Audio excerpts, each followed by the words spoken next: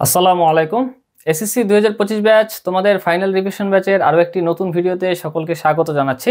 তো আজকে তোমাদের final revision batch chemistry and physics, আমাদের এখন ফিজিক্স চলতেছে। তো ফিজিক্সের হচ্ছে আজকে বল পর্ব 2, বা আজকে হচ্ছে আমাদের বল বা ফোর্স যে চ্যাপ্টারটা আছে, এই চ্যাপ্টারটা আজকে আমাদের কমপ্লিট হয়ে যাবে ইনশাআল্লাহ। তবে ক্লাসের শুরুতে আমি একটা কথা বলে রাখি, কেউ যদি ফিজিক্সের ফাইনাল রিভিশন ব্যাচের lecture number 1 and lecture number 2 অর্থাৎ গতি চ্যাপ্টারের প্রথম পর্ব এবং দ্বিতীয় পর্ব, তার পরবর্তীতে বল চ্যাপ্টারের প্রথম পর্ব, এই তিনটা ক্লাস যারা সিরিয়াল অনুসারে না করে আসছো তারা অবশ্যই এই তিনটা ক্লাস সিরিয়াল অনুসারে করে, অর্থাৎ প্রথমে গতির পর্ব 1 করবে, দেন হচ্ছে গতির পর্ব 2 করবে, তারপর হচ্ছে বল চ্যাপ্টারের পর্ব 1 করবে, তারপর হচ্ছে বল চ্যাপ্টারের শেষ পর্ব বা পর্ব 2 করতে আসবে। না হলে আজকের ক্লাসের অনেক কিছুই তোমরা বুঝবে না, ঠিক আছে? তো আমি ক্লাস স্টার্ট করতেছি। আমি প্রথমে যেই টপিকটা দিয়ে স্টার্ট করব সেটা হচ্ছে ঘর্ষণ বল। যে টপিকটা আছে ঘর্ষণ বল, এই একটা টপিক হচ্ছে আমি প্রথমে তোমাদের কনসেপ্টটা ক্লিয়ার করার ট্রাই করব ইনশাআল্লাহ। এরপর হচ্ছে যে আমি ডিরেক্ট বোর্ডের যে সিকিউ আছে সেই বোর্ডের সিকিউগুলো সলভ করতে আমি স্টার্ট করে দেব ইনশাআল্লাহ। তো সবাই খাতা কলম নিয়ে বসে যাও। তো আমি যে টপিকটা দিয়ে স্টার্ট করব সেটা হচ্ছে ঘর্ষণ বল। আচ্ছা, সবাই লিখবে দ্রুত, ঘর্ষণ বল। ওকে, আচ্ছা। তো এখানে তোমরা একটা নোট বা স্টার দিতে পারো, সেটা হচ্ছে ঘর্ষণ বল সর্বদা গতির বিপরীতে কাজ করে। ঠিক আছে, ঘর্ষণ বল সর্বদা গতির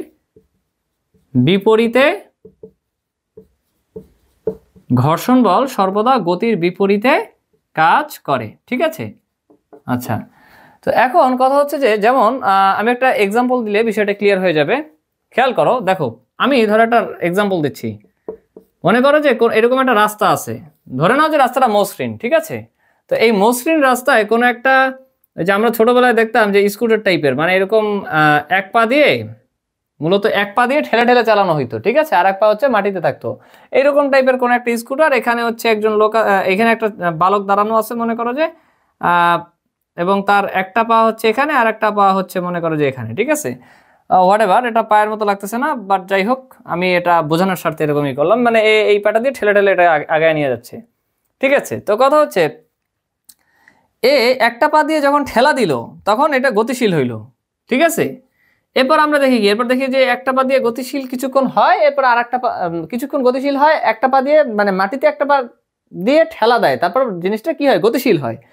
এরপর দেখা যাচ্ছে যে কিছু দূর যাওয়ার পরে সে আবার পা দিয়ে কি করে, সে আবার পা দিয়ে মাটিতে একটা ধাক্কা বা একটা ফোর্স এরকম একটা ক্রিয়েট করে, তারপর হচ্ছে যে স্কুটারটা আবার চলা শুরু করে। ঠিক আছে, তো আমি ধরে নিলাম যে এই বেচারা যে আছে, যে চালাচ্ছে, একবার পা দিয়ে একটা ফোর্স ক্রিয়েট করছে মাটির সাথে, দেন হচ্ছে মানে একটা ধাক্কা বলার মতো ক্রিয়েট করছে, যার ফলে এই স্কুটারটা চলা শুরু করছে। এবং ঘটনা যেটা হচ্ছে, তাহলে আমরা কি জানি, ধরো মনে করো যে একটা বস্তুটা চলা শুরু, মানে এই বস্তুটা স্কুটারটা এই ধাক্কার ফলে, ধাক্কা বলের কারণে চলা শুরু করছে। তো চলা শুরু করলে একটা ফোর্স পাইলো, ফোর্স পাওয়ার পরে আমরা জানি যে এই যে গভীর মনোযোগ দাও, আমরা জানি যে F = ma, নিউটনের দ্বিতীয় সূত্র থেকে আমরা কি পাইছিলাম, যে F = ma। এখন এম বা ভর তো কনস্ট্যান্ট, মানে কোনো কিছুর ভর তো আর পরিবর্তন হয় না। আমাদের 9-10 লেভেলের যে আমরা যে ফিজিক্সগুলো নিয়ে ডিল করি, এখানে তো আর ভর পরিবর্তন হয় না, ভর কনস্ট্যান্ট। তাহলে আমি বলতে পারি কি, এই কনস্ট্যান্ট বাই ধ্রুবকটা উঠিয়ে আমি বলতে পারি যে F সমানুপাতিক a, অর্থাৎ যদি বল যদি বাড়ে তাহলে ত্বরণ বাড়বে, আর বল যদি কমে তাহলে ত্বরণ কমবে। আর যদি বল কনস্ট্যান্ট হয়, মানে যদি বল না দেওয়া হয়, তাহলে ত্বরণও কি হবে, ত্বরণও কনস্ট্যান্টই হবে। মানে সোজা কথা যে বল যদি না দেওয়া হয় তাহলে ত্বরণও হবে না। আর ত্বরণ না হইলে আমরা কি জানি, আমরা জানি ওই যে আমরা সেকেন্ড চ্যাপ্টারে পড়ছিলাম যে A = v-u/t, অর্থাৎ সমবেগে চলতেছে। কোনো ত্বরণ কখন হয় না, যখন v এর মানও সেম হয় আর u এর মানও সেম হয়। ঠিক আছে, অর্থাৎ যেমন খেয়াল করো, সাপোজ এর ফোর্সটার ফলে মনে করো যে একটা সার্টেন টাইম যে 5 মিটার/সেকেন্ডে বেগ প্রাপ্ত হয়েছে। তো আমি যদি বলি যে এখানে 5 আছে আর 5 মিটার/সেকেন্ড একটা নির্দিষ্ট টাইমে ওই যে বলটা দিছে, বলের কারণে কি হয়েছে, বলের কারণে ত্বরণ হয়েছে, ত্বরণ হওয়ার ফলে 5 মিটার/সেকেন্ড বেগে চলতেছে। ঠিক আছে, তাইলে মনে করো যে যদি এ সমবেগেই চলে তাইলে কি হবে, ধরো এইটা 5 এইটাও 5 আর টি মনে করো সাপোজ নির্দিষ্ট টাইম ধরে চলতেই আছে, সাপোজ মনে করো 100 সেকেন্ড ধরে চলতেছে, তাহলে উপরে 5 - 5 মানে আলটিমেটলি 0 আর নিচে 100, তাহলে 0/100 আলটিমেটলি তো 0ই হবে, যে কারণে সমবেগে চললে ত্বরণ শূন্য হয়, এটা আমরা আগেই মানে জেনে আসছি গতি চ্যাপ্টারে। তাহলে এখন যে ঘটনাটা ঘটতেছে সেটা হচ্ছে এখানে আমরা যদি ত্বরণ যদি না হয়, তার মানে মানে বল যদি না দেওয়া হয়, গভীর মনোযোগ দাও, যদি বল না দেওয়া হয় তাহলে ত্বরণটা কি হবে, ত্বরণটা সেম থাকবে, ঠিক আছে। অর্থাৎ তখন আমরা বলতে পারবো যে বস্তুটা কি হবে, তখন বস্তুটা তখন হচ্ছে কি হবে, তখন ত্বরণটা সেম থাকবে, এটা আমরা বলতে পারবো। আচ্ছা ঠিক আছে, এইটুকু আপাতত তোমরা নলেজে রাখো, ঠিক আছে। তো আমি আপাতত সহজভাবে ঘর্ষণের ব্যাপারটা বোঝাচ্ছি, ঠিক আছে।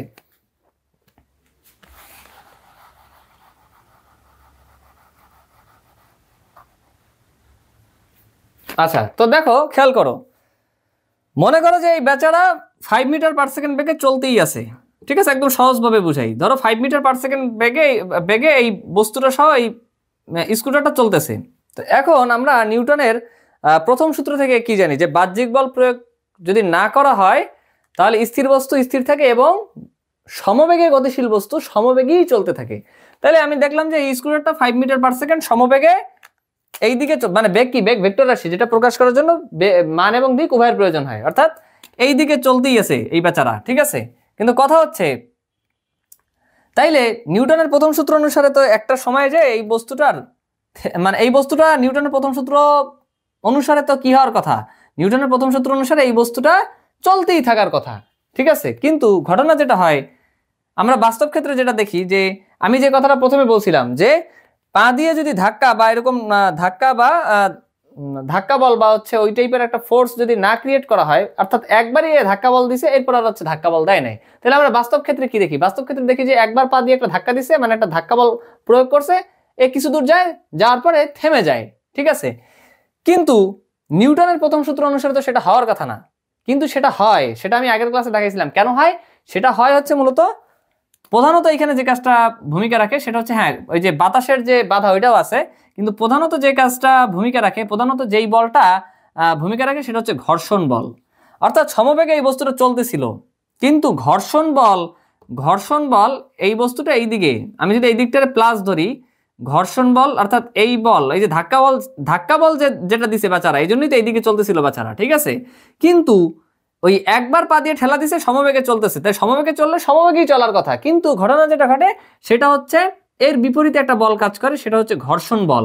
এখন প্রশ্ন হচ্ছে ঘর্ষণ বলটা কেন কাজ করে, ঘর্ষণ বলটা কাজ করে মূলত রাস্তা বা যে কোনো একটা তলের এবড়ো-থেবড়ো থাকার কারণে, মূলত এবড়ো-থেবড়ো থাকার কারণে কাজ করে। আসলে আমি একটু বলি, সেটা হচ্ছে ধরো এই রাস্তাটা আমি দেখতেছি মসৃণ, আসলে এই রাস্তাটা মসৃণ না। পৃথিবীর কোনো তলেই বাস্তবিক ক্ষেত্রে সাধারণত পৃথিবীর কোনো তলেই একদম পুরোপুরি মসৃণ না, ঠিক আছে, একদম সম্পূর্ণ মসৃণ না, ঠিক আছে।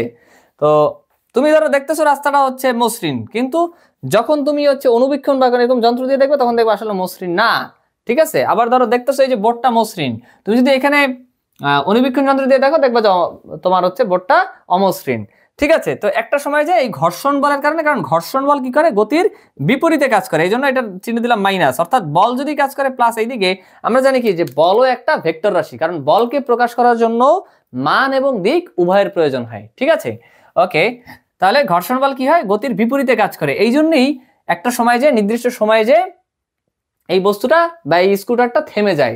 অর্থাৎ নিউটনের, এই জন্যই আমরা নিউটনের প্রথম সূত্রের ওই সমবেগের যে সমবেগে চলতে থাকার যে ব্যাপারটা, এইটার বাস্তবিক প্রয়োগ আমরা দেখি না, ঠিক আছে। ওকে, বাস্তবিক ক্ষেত্রে ওকে, কারণ কি এর মধ্যে একটা প্রধান কারণ কাজ করে হচ্ছে ঘর্ষণ বল, আর এই ঘর্ষণ বল কি করে, গতির বিপরীতে কাজ করে, ঠিক আছে। তো আশা করি এই ব্যাপারটা আমাদের ক্লিয়ার, আলহামদুলিল্লাহ। তো এখন আমি ঘর্ষণের মধ্যে দুটো টাইপ আছে। আচ্ছা তার আগে আরেকটা এক্সাম্পল দিই, সেটা হচ্ছে ধরো মার্বেল। ধরো এরকম বোর্ডের মতোই আমাদের বাসায় যে টাইলস গুলো থাকে, এই টাইলস গুলো দেখতে মনে হয় যে একদম মসৃণ, কিন্তু একটা মার্বেল যদি তুমি গড়ায় দাও একটা নির্দিষ্ট সময় পর যে দেখবে যে ঠিকই মার্বেলটা থেমে যায়, কারণ ওই যে টাইলসটা দেখতে মসৃণ লাগতেছে ওই টাইলসটা আসলে মসৃণ না, ঠিক আছে। তুমি যদি অনুবীক্ষণ দিয়ে দেখো, অনুবীক্ষণ যন্ত্র বা এগুলো কিছু দিয়ে দেখো, মাইক্রোস্কোপ, দেখবা যে ওটাও আসলে মসৃণ তল না, ঠিক আছে। পৃথিবীর সাধারণত কোনো তলেই মসৃণ না, ঠিক আছে।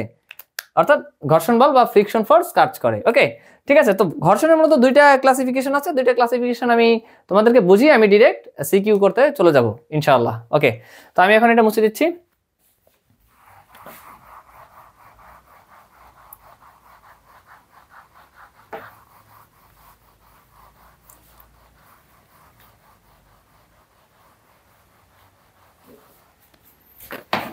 আচ্ছা, ঠিক আছে। তো এখন কথা হচ্ছে স্থিতি ঘর্ষণ। ঘর্ষণ মূলত তোমরা বইটা রিডিং পড়বা, দেখবা যে কয়েক ধরনের ঘর্ষণ আছে, কিন্তু মূলত আমাদের ম্যাথমেটিক্যাল যে প্রবলেমগুলো আছে সেগুলো করার জন্য মূলত দুইটা টাইপের ঘর্ষণ খুব ইম্পর্টেন্ট। একটা হচ্ছে স্থিতি ঘর্ষণ, একটা হচ্ছে গতি ঘর্ষণ। ঠিক আছে, স্থিতি ঘর্ষণ বল, একটা হচ্ছে গতি ঘর্ষণ বল। তো সবাই লিখবে আমার সাথে সাথে দ্রুত। আমি লিখতেছি, ধরো স্থিতি ঘর্ষণ। স্থিতি ঘর্ষণ, আচ্ছা, স্থিতি ঘর্ষণ হচ্ছে স্থির বস্তুকে গতিশীল করার জন্য, স্থির বস্তুকে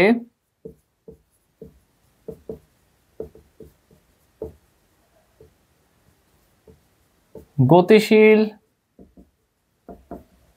করার জন্য, স্থির বস্তুকে গতিশীল করার জন্য যে ঘর্ষণ ব্যবহার হয়। ঠিক আছে, যে ঘর্ষণ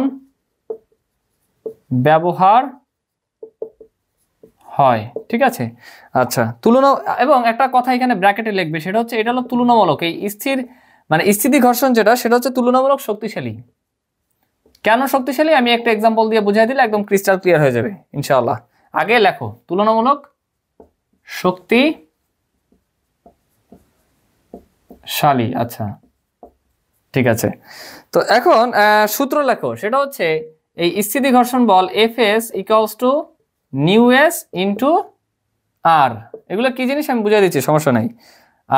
আমি বা দিয়ে লিখতে পারবো, সেটা হচ্ছে Fs equals two mu S into MG. ঠিক আছে, আচ্ছা। এখন প্রশ্ন হলো এইগুলো কি কি জিনিস আবার। ঠিক আছে, একদম ইজি। আগে তোমরা আমার সাথে সাথে লিখতে থাকো, এবং হচ্ছে আমি এক একটা বুঝিয়ে দিচ্ছি, বক্স করো, আমি বুঝিয়ে দিচ্ছি সবগুলোই। ঠিক আছে, আচ্ছা। Fs মানে হচ্ছে স্থিতি ঘর্ষণ বল। Fs মানে হলো স্থিতি, সবাই আমার সাথে সাথে দ্রুত লিখবে, স্থিতি ঘর্ষণ বল। ঠিক আছে, আচ্ছা। মিউ এস কি জিনিস? মিউ এস হলো স্থিতি ঘর্ষণ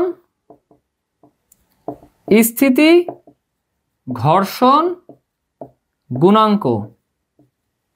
আচ্ছা, স্থিতি ঘর্ষণ গুণাঙ্ক মিউ এস কাকে বলে? স্থিতি ঘর্ষণ গুণাঙ্ককে মিউ এস বলে, মিউ এস। ওকে, আর হচ্ছে আর কি? আর হচ্ছে প্রতিক্রিয়া বল। আর কি? আর হলো প্রতিক্রিয়া বল। ওকে, আচ্ছা। তারপর হচ্ছে এখানে দেখো, তাহলে এখানে Fs একই জিনিস অর্থাৎ স্থিতি ঘর্ষণ বল, মিউ এস একই জিনিস অর্থাৎ স্থিতি ঘর্ষণ গুণাঙ্ক। ঠিক আছে, এখন কথা হচ্ছে এম কি? এম হলো বস্তুর ভর। এম কি? এম হচ্ছে বস্তুর ভর। আর জি কি? জি হচ্ছে অভিকর্ষজ, জি হলো অভিকর্ষজ ত্বরণ। ঠিক আছে, আচ্ছা। তোমরা আগে এতটুকু লেখো, এরপর আমি বুঝিয়ে দিচ্ছি। তোমরা আগে এতটুকু লেখো, তারপর আমি বুঝিয়ে দিচ্ছি। ঠিক আছে, আচ্ছা।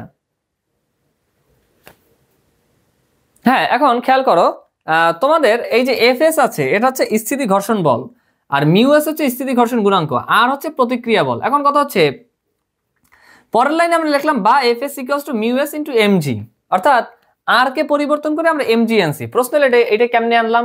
খুবই সহজ, খুবই সহজ। গভীর মনোযোগ দাও।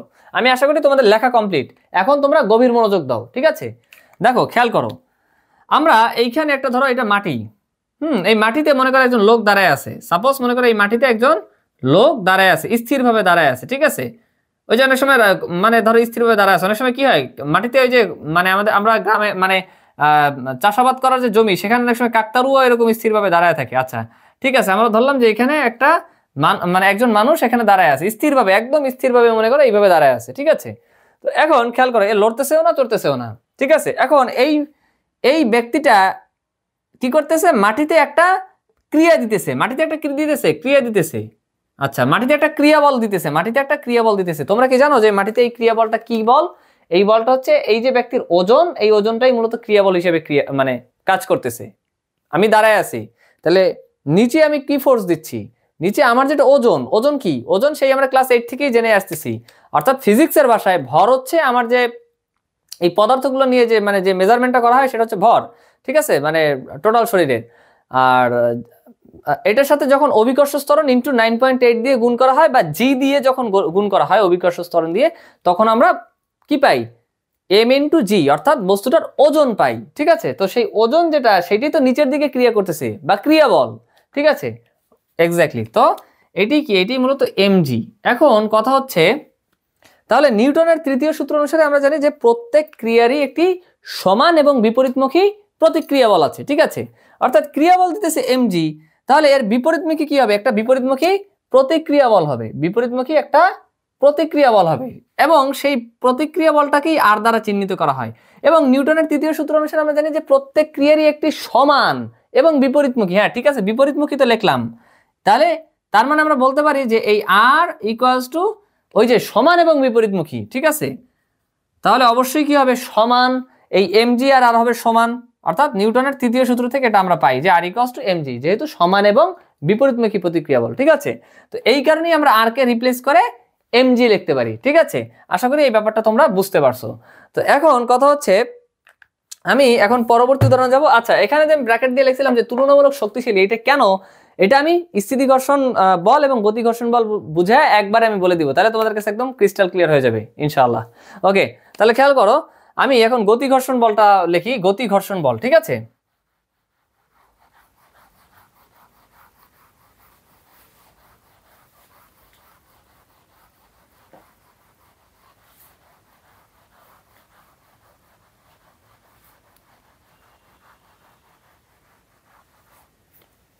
আচ্ছা, গতি ঘর্ষণ, ঠিক আছে, সবাই আমার সাথে সাথে দ্রুত লিখবে,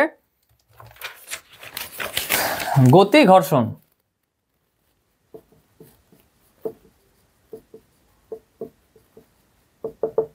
আচ্ছা, গতি ঘর্ষণ কি, গতিশীল বস্তুর জন্য যে ঘর্ষণ বল কাজ করে, গতিশীল বস্তুর জন্য, গতিশীল বস্তুর জন্য, গতিশীল বস্তুর জন্য, গতিশীল বস্তুর জন্য যে ঘর্ষণ বল, গতিশীল বস্তুর জন্য যে ঘর্ষণ বল কাজ করে।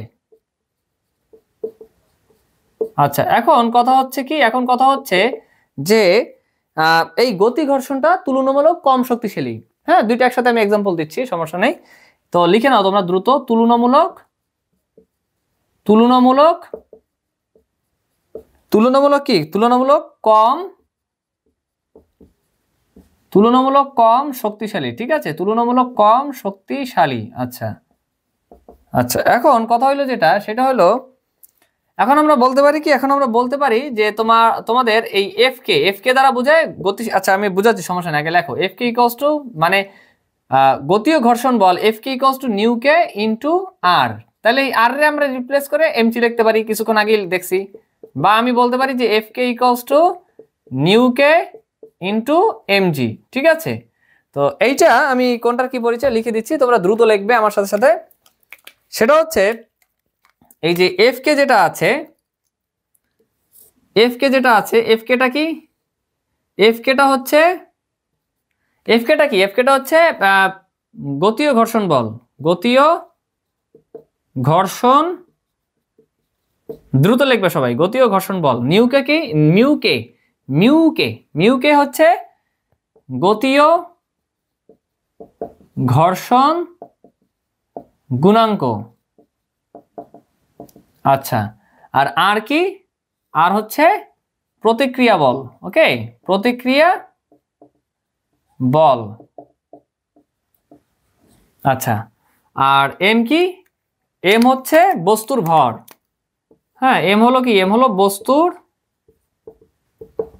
ভর। আর জি কি, জি হলো অভিকর্ষজ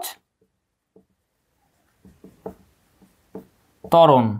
আচ্ছা, এবারে কথা হচ্ছে যে এই গতি ঘর্ষণ এটা তুলনামূলক কেন কম শক্তিশালী, আর হচ্ছে স্থিতি ঘর্ষণ এটা কেন তুলনামূলক বেশি শক্তিশালী, এটা একটা বাস্তব উদাহরণ আমাদের দরকার, ঠিক আছে? তো বাস্তব উদাহরণ দেই।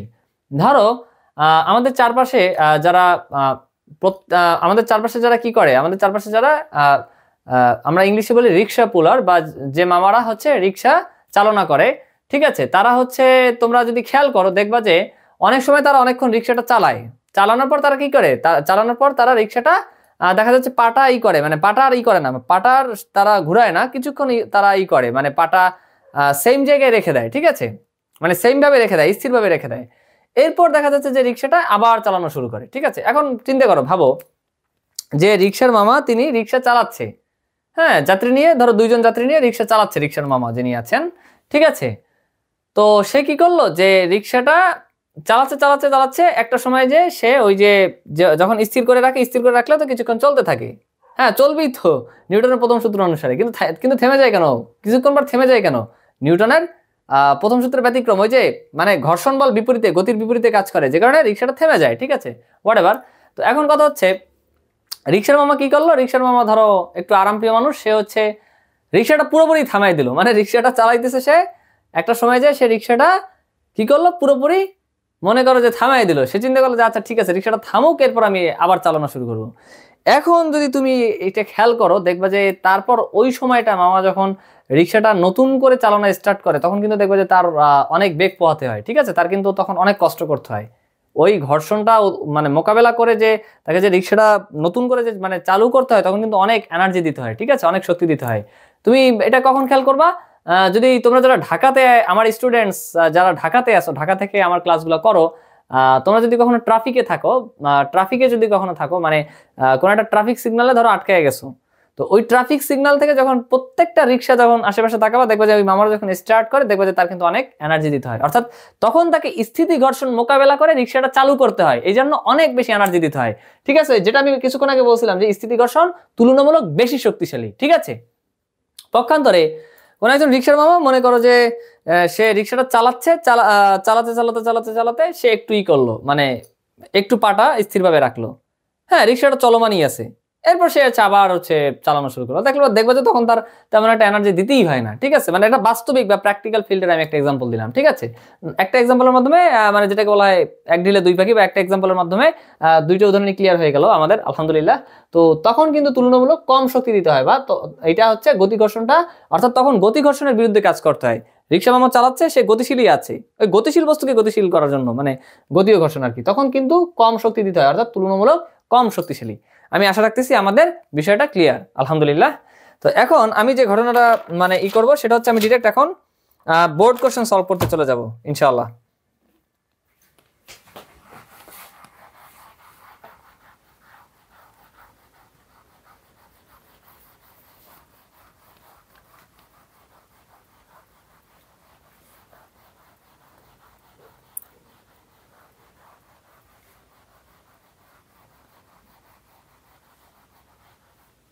আচ্ছা, তো এখন যে ঘটনাটা ঘটতেছে সেটা হচ্ছে, এই কোশ্চেনটা আসছে কুমিল্লা বোর্ড 2022 সালে, ঠিক আছে? কুমিল্লা বোর্ড 2022 সালে, ওকে, কুমিল্লা বোর্ড 22 সালে কোশ্চেনটা আসছে, ঠিক আছে? আচ্ছা, কোশ্চেনটা কি দেখো, কোশ্চেনটা আমার সাথে সাথে তোমরা দ্রুত তুলবা। 180 কিলোমিটার পার আওয়ার বেগে চলন্ত, বেগে চলন্ত 100 কেজি ভরের একটি বাস, 100 কেজি ভরের একটি বাস, 100 কেজি ভরের একটি 100 কেজি ভরের একটি বাস 62 মিটার দূরে, 62 মিটার দূরে একজন পথচারীকে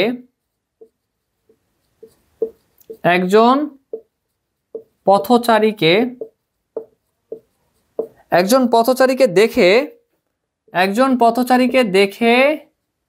সাথে সাথে ব্রেক চেপে দিলেন, ঠিক আছে? সাথে সাথে ব্রেক চেপে, দ্রুত লিখবা সবাই, ব্রেক চেপে দিলেন, ঠিক আছে? তারপর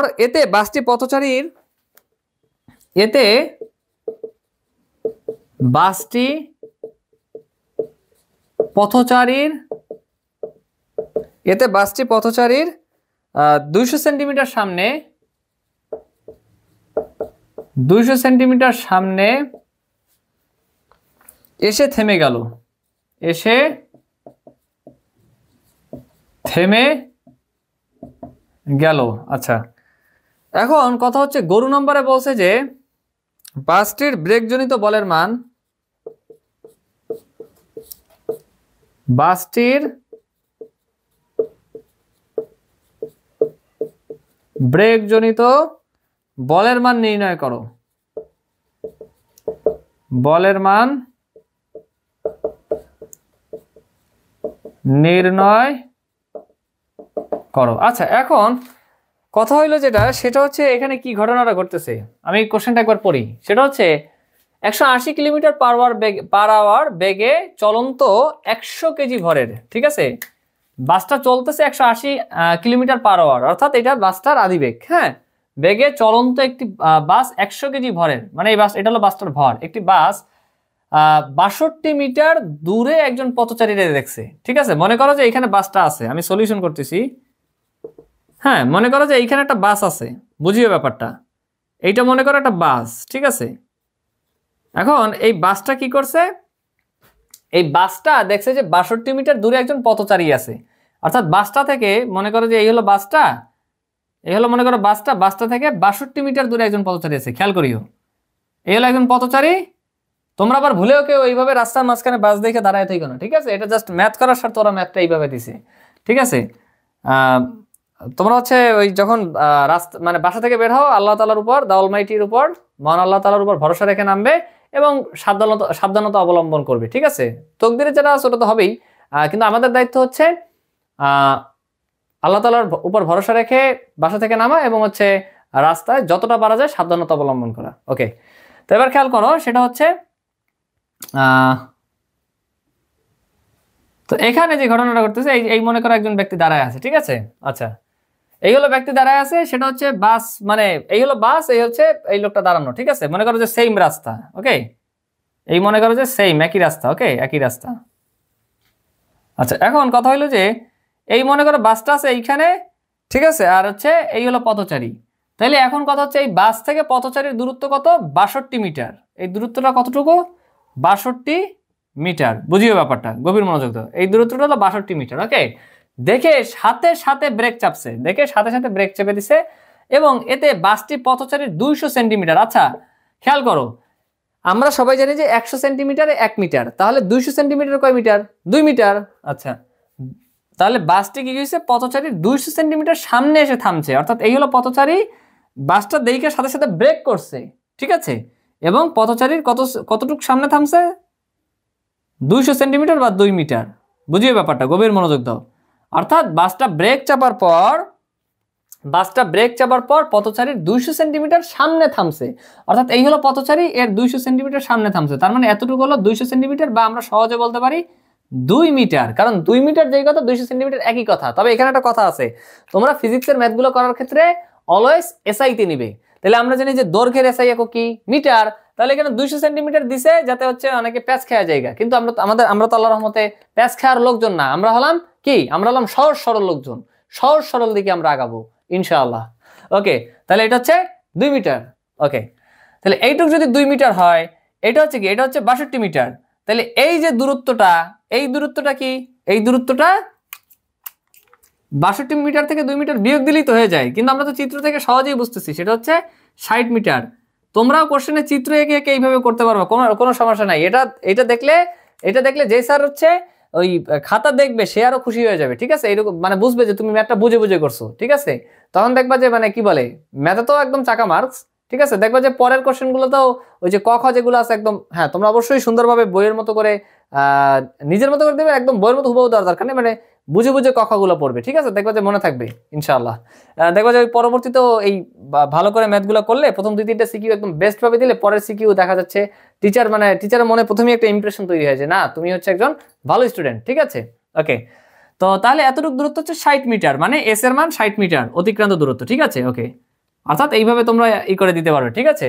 একদম আর্টিস্টিক হওয়ার দরকার নাই, মানে তোমরা মানে যেটাকে বলে যে মানে তোমরা নিজেরা যতটুকু বুঝবা, ঠিক আছে, নিজেরা যা বুঝবা দেখবে যে টিচার যিনি থাকবেন ওই একই জিনিসই বুঝবেন ইনশাআল্লাহ।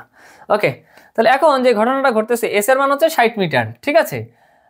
তারপর এখন আদিবেগ, এখানে আমি লিখি আদিবেগ যেটা আছে, আদিবেগ অর্থাৎ বাসটা আসতেছিল 180 কিলোমিটার পার আওয়ার বেগে, ঠিক আছে। একটা ট্রিক শিখাই দিই, 180 কিলোমিটার, তোমাদের একটা ট্রিক্স আমি শিখাই দিই, গভীর মনোযোগ দাও। এই কিলোমিটার পার আওয়ার থেকে মিটার পার সেকেন্ড, কারণ কিলোমিটার পার আওয়ার তো আমাদের হচ্ছে আদিবেগের এসআই একক না, আদিবেগের এসআই একক হচ্ছে আমরা কি হিসাবে ডিল করি, মিটার পার সেকেন্ড। তাহলে কিলোমিটার পার আওয়ার থেকে মিটার পার সেকেন্ডে যাইতে হইলে 3.6 দ্বারা ভাগ করলেই হয়ে যায়। কারণ তুমি দেখো এইখানে 180 ইন্টু 1000 দিবা, নিচে ডিভাইডেড বাই 3600 দিবা, কারণ 1 ঘন্টা সমান সমান 3600 সেকেন্ড, ঠিক আছে। অনেকে হচ্ছে 3600 না দিয়ে ভুলে আল্লাহ না করুক 36 দিয়ে দিতে পারে, কিন্তু তুমি যদি এই ট্রিক্সটা মনে রাখো তাহলে কিন্তু ম্যাথ ভুল হওয়ার চান্স কম। সেটা হচ্ছে 180 রে যদি 3.6 দ্বারা ভাগ করো তাহলে হচ্ছে কি পাবা, তাহলে ডাইরেক্ট মিটার পার সেকেন্ড পেয়ে যাবে, ঠিক আছে। তাহলে দেখো কত মিটার পার সেকেন্ড আসে, 180 divided by 3.6, 50 metre per second কত আসছে, 50 মিটার। এই ট্রিক্সটা সবাই মনে রাখবা, ঠিক আছে, এবং অ্যাপ্লাই করতে পারবে, কোনো সমস্যা নাই, ঠিক আছে। ওকে, এবং এই যে তোমরা কি করবা, ডাটা, এই ডাটাগুলো কিন্তু অবশ্যই পাশে লিখবা, মানে বোর্ড কোশ্চেন এই ডাটার জন্য মার্কস মানে নম্বর থাকে, ঠিক আছে। আচ্ছা, আদিবেগ ইউর মান 180 কিলোমিটার পার আওয়ার। এখন কথা হচ্ছে শেষ বেগ কত, বাসটা তো লাস্টে যে যাত্রীর 2 মিনিটের সামনে যে থেমে যাবে, অর্থাৎ শেষ বেগ 0, শেষ বেগ v equals to 0 metre per second. Okay, এখন কথা হচ্ছে যে আমাদের কি কি দরকার, আমাদের কি কি দরকার খেয়াল করো। সেটা হচ্ছে আমরা ভি জানি, ইউ জানি, এবং আমরা এসও জানি, ভি ইউ জানি, ভি জানি, এস জানি। এখন কথা হচ্ছে আমরা একটা ব্যাপার জানি, সেটা হচ্ছে ব্রেকজনিত বল, ব্রেকজনিত বল হোক বা ত্বরণজনিত, মানে ব্রেকজনিত যে বলটা এটা কিন্তু মন্দনের প্রভাবে হয়। কারণ কি, অ্যাক্সিলারেটর বা হচ্ছে অ্যাক্সিলারেটর দিয়ে যে এটা করা হয় এটা তো সময়ের সাথে সাথে বেগ বৃদ্ধি পায়, সেটা হচ্ছে ত্বরণজনিত বল। আর ব্রেকের মাধ্যমে যে বলটা দেওয়া হয় সেটার সাথে সেটাই কি হয়, সেটা হচ্ছে সময়ের সাথে সাথে বেগটা হ্রাস পায়, সেটা হচ্ছে মন্দনজনিত বল বা ব্রেকজনিত বল, ঠিক আছে। তাহলে ব্রেকজনিত বলের ক্ষেত্রে ওটাও সূত্র হবে, ব্রেকজনিত যে বলটা সেটার ক্ষেত্রেও সূত্র হবে F equals two M A, ঠিক আছে। কিন্তু ঘটনা যেটা ঘটতেছে সেটা হচ্ছে ত্বরণটা হবে ঋণাত্মক ত্বরণ, বা আমরা বলতে পারবো সেটা হচ্ছে মন্দন, ঠিক আছে। ওকে, তাহলে এখন কথা হচ্ছে, তাইলে এখন আমাদের মূলত বাইর করতে হবে এই যে এফটা বাইর করতে হবে, ঠিক আছে, ব্রেকজনিত বল বা এফ ইকুয়ালস টু হোয়াট।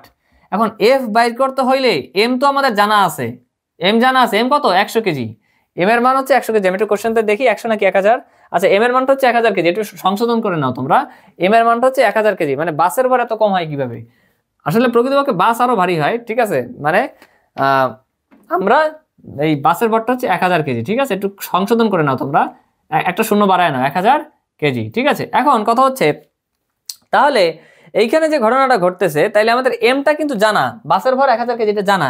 তারপর দেখো ইউ দেওয়া আছে, ভি দেওয়া আছে, এস দেওয়া আছে, সময় নাই, সময় দরকারও নাই, কারণ আমরা গতি অধ্যায় সূত্রগুলো সব শিখে আসছি আলহামদুলিল্লাহ।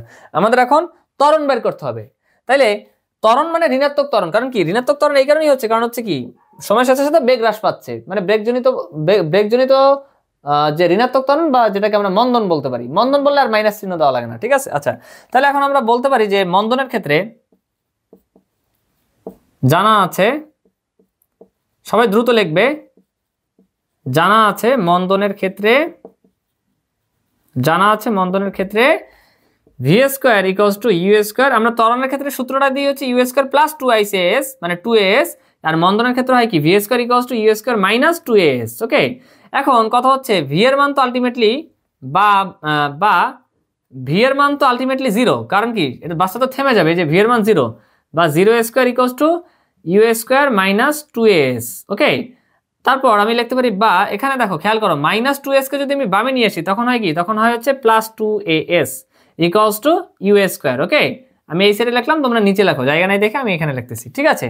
তো এখন আমি বলতে পারি যে কি লাগবে আমাদের লাগবে হচ্ছে এ, কারণ এর যদি আমি এখানে বসাই তাইলেই তো আমি ব্রেকজনিত বলটা পেয়ে যাই, যেটা আমাকে কোশ্চেনে চাইছে, ঠিক আছে। তখন আমি বলতে পারি কি, তখন আমি বলতে পারি এর মান আমি আর গুণন করি ইউ স্কোয়ার বাই তোমাদের কি হবে এটা 2s। ওকে, তাহলে ইউর মান কত, এই যে ইউর মান কত পেয়েছিলাম 50 square divided by 2 into S এর মান কত 60, ঠিক আছে 60। ওকে, তাহলে এখন দেখো কত আসে, ক্যালকুলেশন করো। 50 square divided by 2 into 60, 20.8 20.83 20.83 metre per second square. এককে কিন্তু ভুল করবা না, ঠিক আছে। 20.83 একক কি, একক হচ্ছে মিটার পার সেকেন্ড স্কোয়ার। ওকে ওকে, আমি আশা করি এতটুকু লিখছো তোমরা। তাহলে আমি বাম সাইড দিয়ে এতটুকু লিখে মুছে দেই।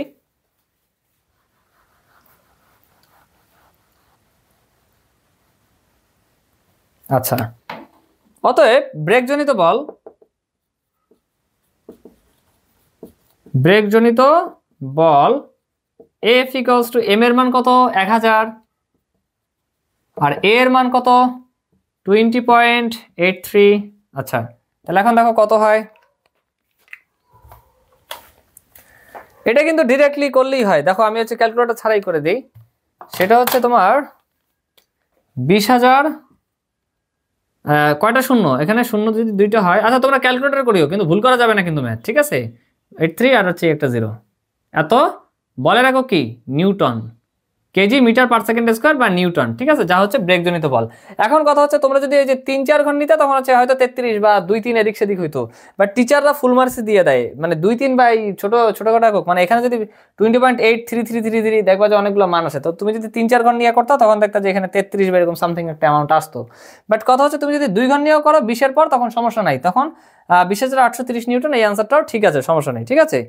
আচ্ছা, যেটা হচ্ছে বাসের ব্রেকজনিত বল বা বাধাদানকারী বল। আশা করি আমরা আমাদের ম্যাথটা ক্লিয়ার, আলহামদুলিল্লাহ। এবার আমি ঘোড়া নাম্বার করা স্টার্ট করব।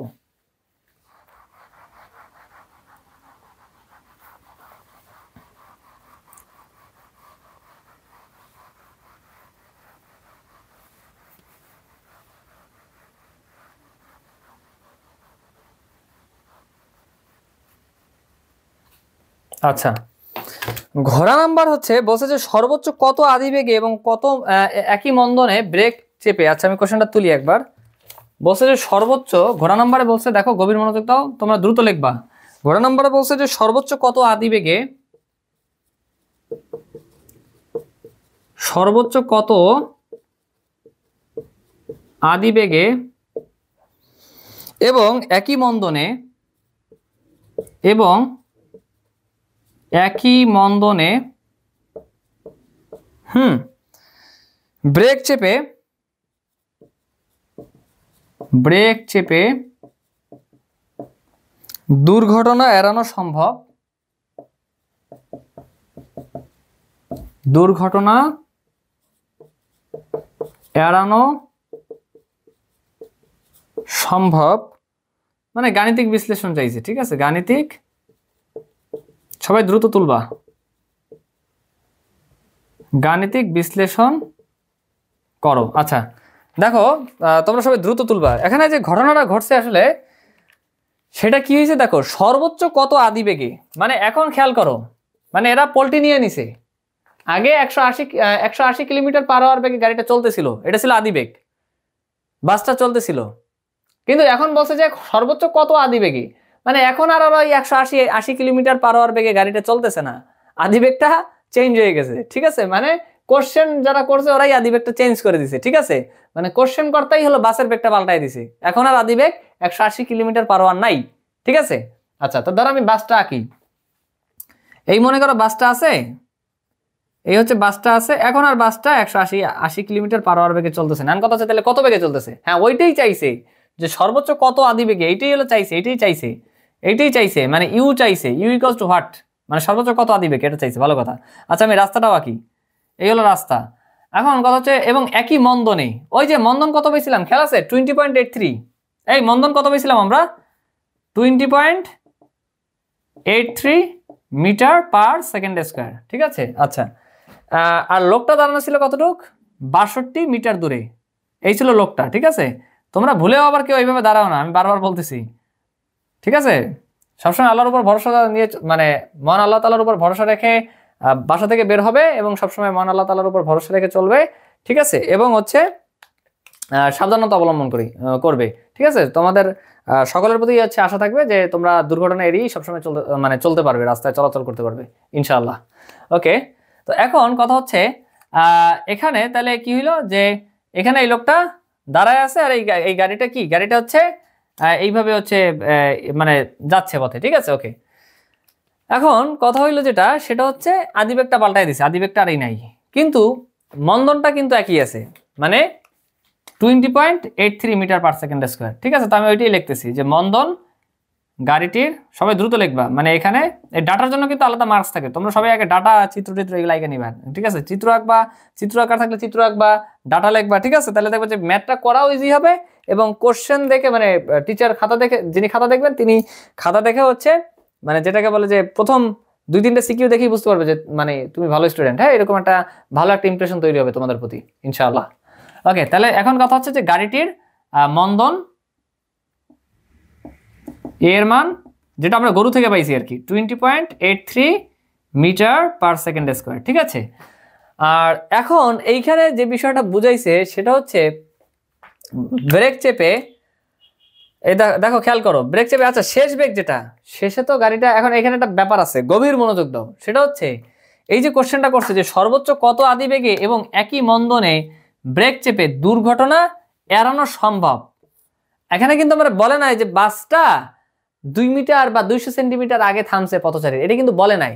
তো যেহেতু বলে নাই, তাই এই ক্ষেত্রে আমাদেরকে বিবেচনা করে নিতে হবে বা ধরে নিতে হবে এই কেসে, সেটা হচ্ছে বাসটা থামছেই হলো, বাসটা থামছেই হচ্ছে এইখানে, মানে বাসটা থামছেই হলো একদম যাত্রীর সামনে, একদম এইখানে এসে থেমে গেছে, আর বুঝছো, মানে একদম মানে কি বলা যায় যে মারাত্মক একটা সিনারিও, ঠিক আছে। মানে একদম বাসটা মানে ছোটবেলায় মানে আমরা কার্টুন এরকম দেখতাম, ঠিক আছে। বাসটা থামছেই হলো একদম পথচারীর একদম মানে সামনে সন্নিকটে, তারপরে এইখান থেকে এতটুকু যে দূরত্বটা, টোটাল দূরত্বটা এখানে মূলত 62 মিটারই বিবেচনা করা হবে, ঠিক আছে। মানে একদম যেটাকে বলা হয় মারাত্মক একটা সিনারিও, ঠিক আছে। তো এই হলো বিষয়, তার মানে এস এর মান 62 মিটার। ওকে, ভালো কথা।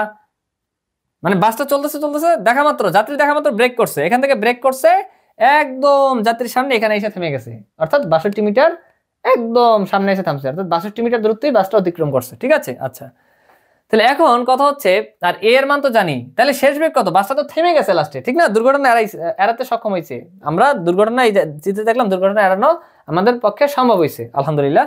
তাহলে এখন কথা হচ্ছে যে অতিক্রান্ত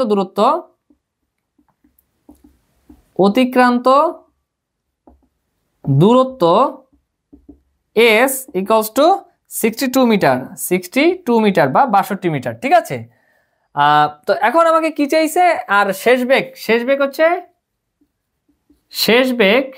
V equals to 0 metre per second, আর চাইছে কি বাবারা, চাইছে হচ্ছে আদিবেগ। ওকে, আদিবেগ ইউর মান হোয়াট। এখন খেয়াল করো, এ জানা আছে, এস জানা আছে, ভি জানা আছে, ইউ জানা আছে, হ্যাঁ টি দরকার নাই। তাইলে দেখো ইউ ভি এস এ সব জানা আছে, তাহলে আমরা একটা সূত্র জানি না যে V square equals to you square plus 2 s, মানে v square equals to you square plus 2 s. কোন ক্ষেত্রে, যখন ত্বরণ হয়, মানে সময়ের সাথে সাথে বেগ বাড়ে, কিন্তু এখানে তো সময়ের সাথে সাথে বেগ বাড়ে নাই, সময়ের সাথে সাথে বেগ কমছে, মানে মন্দন হয়েছে। তো মন্দনের ক্ষেত্রে আমরা সূত্রটা বিবেচনা করছিলাম যে V square equals to you square minus 2 S, হ্যাঁ, ওই সূত্রটাই আমরা এখন প্রয়োগ করবো। আচ্ছা, তাহলে আমরা এখন বলবো যে জানা আছে যেহেতু ব্রেক চাপছে অর্থাৎ মন্দন হয়েছে, মন্দনের ক্ষেত্রে মানে সময়ের সাথে সাথে বেগ হ্রাস পাইছে আর কি। তাহলে সূত্রটা কি, V square equals to you square minus 2 s. Okay, তাহলে এখন খেয়াল করো, সেটা হচ্ছে ভি তো মানে একটা গাড়িটা তো থামছে অ্যাটলিস্ট, ঠিক না, লাস্টে তো থেমে গেছে, তার মানে 0, যে শেষ বেগ 0 square equals to you square minus 2 S. এখন মাইনাস 2 এস কে যদি আমি এই সাইডে আনি, মানে 0 স্কোয়ারে যাই করি না কেন 0ই থাকবে, 0 স্কোয়ার 0 কিউব যাই করি 0ই থাকবে, ঠিক আছে।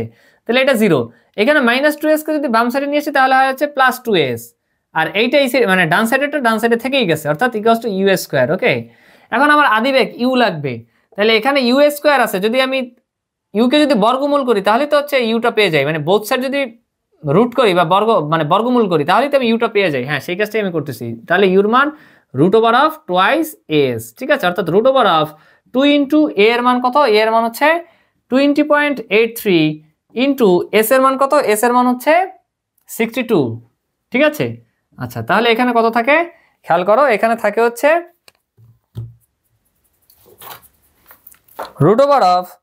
2 ইন্টু 20.83 ইন্টু 62, ঠিক আছে? তাহলে থাকে হচ্ছে 50.82 মিটার পার সেকেন্ড। ওকে, তাহলে আদিবেগ হচ্ছে 50.82 মিটার পার সেকেন্ড, ঠিক আছে?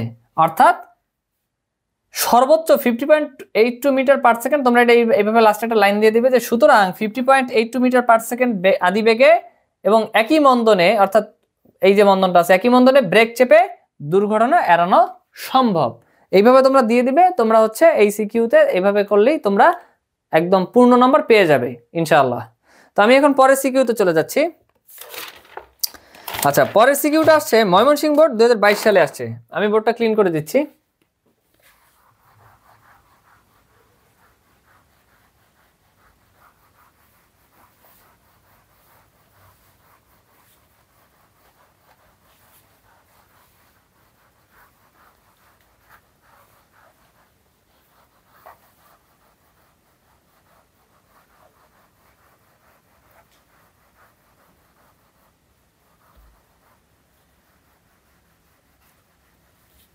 আচ্ছা, খেয়াল করো, ময়মনসিংহ বোর্ড 2022 সালে আসছে কোশ্চেনটা।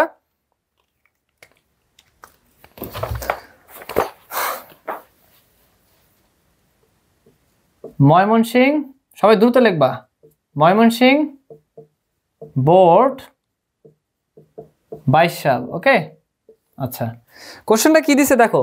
আমার কাছে একটা বস্তু আছে, এ বস্তু, ঠিক আছে? এখন এই এ বস্তু এই দিকে গতিশীল, মনে করো যে একটা মার্বেল টাইপের কোনো বস্তু আছে, ঠিক আছে? এবং এইটার ভর এমন, একদম মার্বেলের ভরের মতোই। আসলে এক্সাক্ট মার্বেলের ভর কত আমি কখনো মাপি নাই, বাট মানে ভরটা আসলে অনেক কম, এই জন্য আমার কাছে মনে হচ্ছে অনেকটা মার্বেল টাইপেরই। আচ্ছা, তাহলে এম1 এর মান হচ্ছে 8 গ্রাম, আর হচ্ছে ইউ1 এর মান, মানে এইদিকে গতিশীল, তো ইউ1 এর মান হচ্ছে 25 metre per second, 25 metre per second, ঠিক আছে? আর একটা বস্তু, সেটা হচ্ছে বি বস্তু। এখানে আছে মনে করো যে বি বস্তু, ঠিক আছে?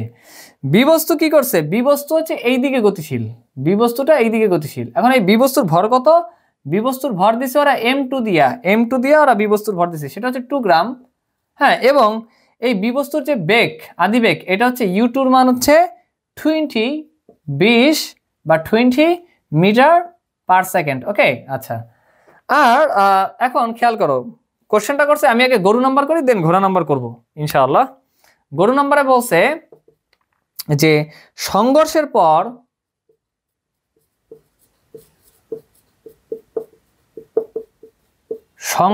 পর মিলিত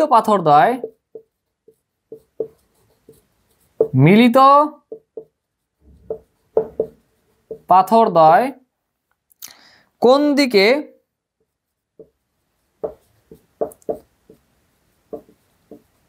দিকে কত বেগে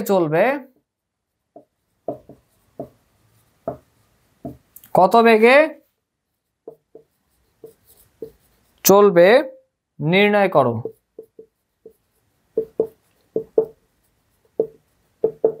আচ্ছা, তো এইবার খেয়াল করো, সেটা হচ্ছে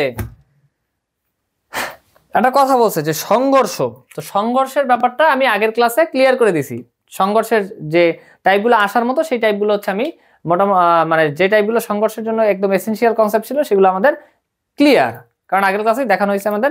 এবং আমাদের সংঘর্ষ রিলেটেড যে মানে ব্যাপারগুলো এবং ভরবেগ রিলেটেড যে ব্যাপারগুলো, সেগুলো আমাদের ক্লিয়ার আলহামদুলিল্লাহ। এসেনশিয়াল কনসেপ্ট আমরা মানে এসেনশিয়াল যে কনসেপ্ট আছে সেগুলো আমাদের ক্লিয়ার আলহামদুলিল্লাহ। তো এখন কথা হচ্ছে, দেখো সংঘর্ষের বিষয়ে বলছে, সংঘর্ষ, ঠিক আছে? সংঘর্ষের পর মিলিত পাথরদ্বয়।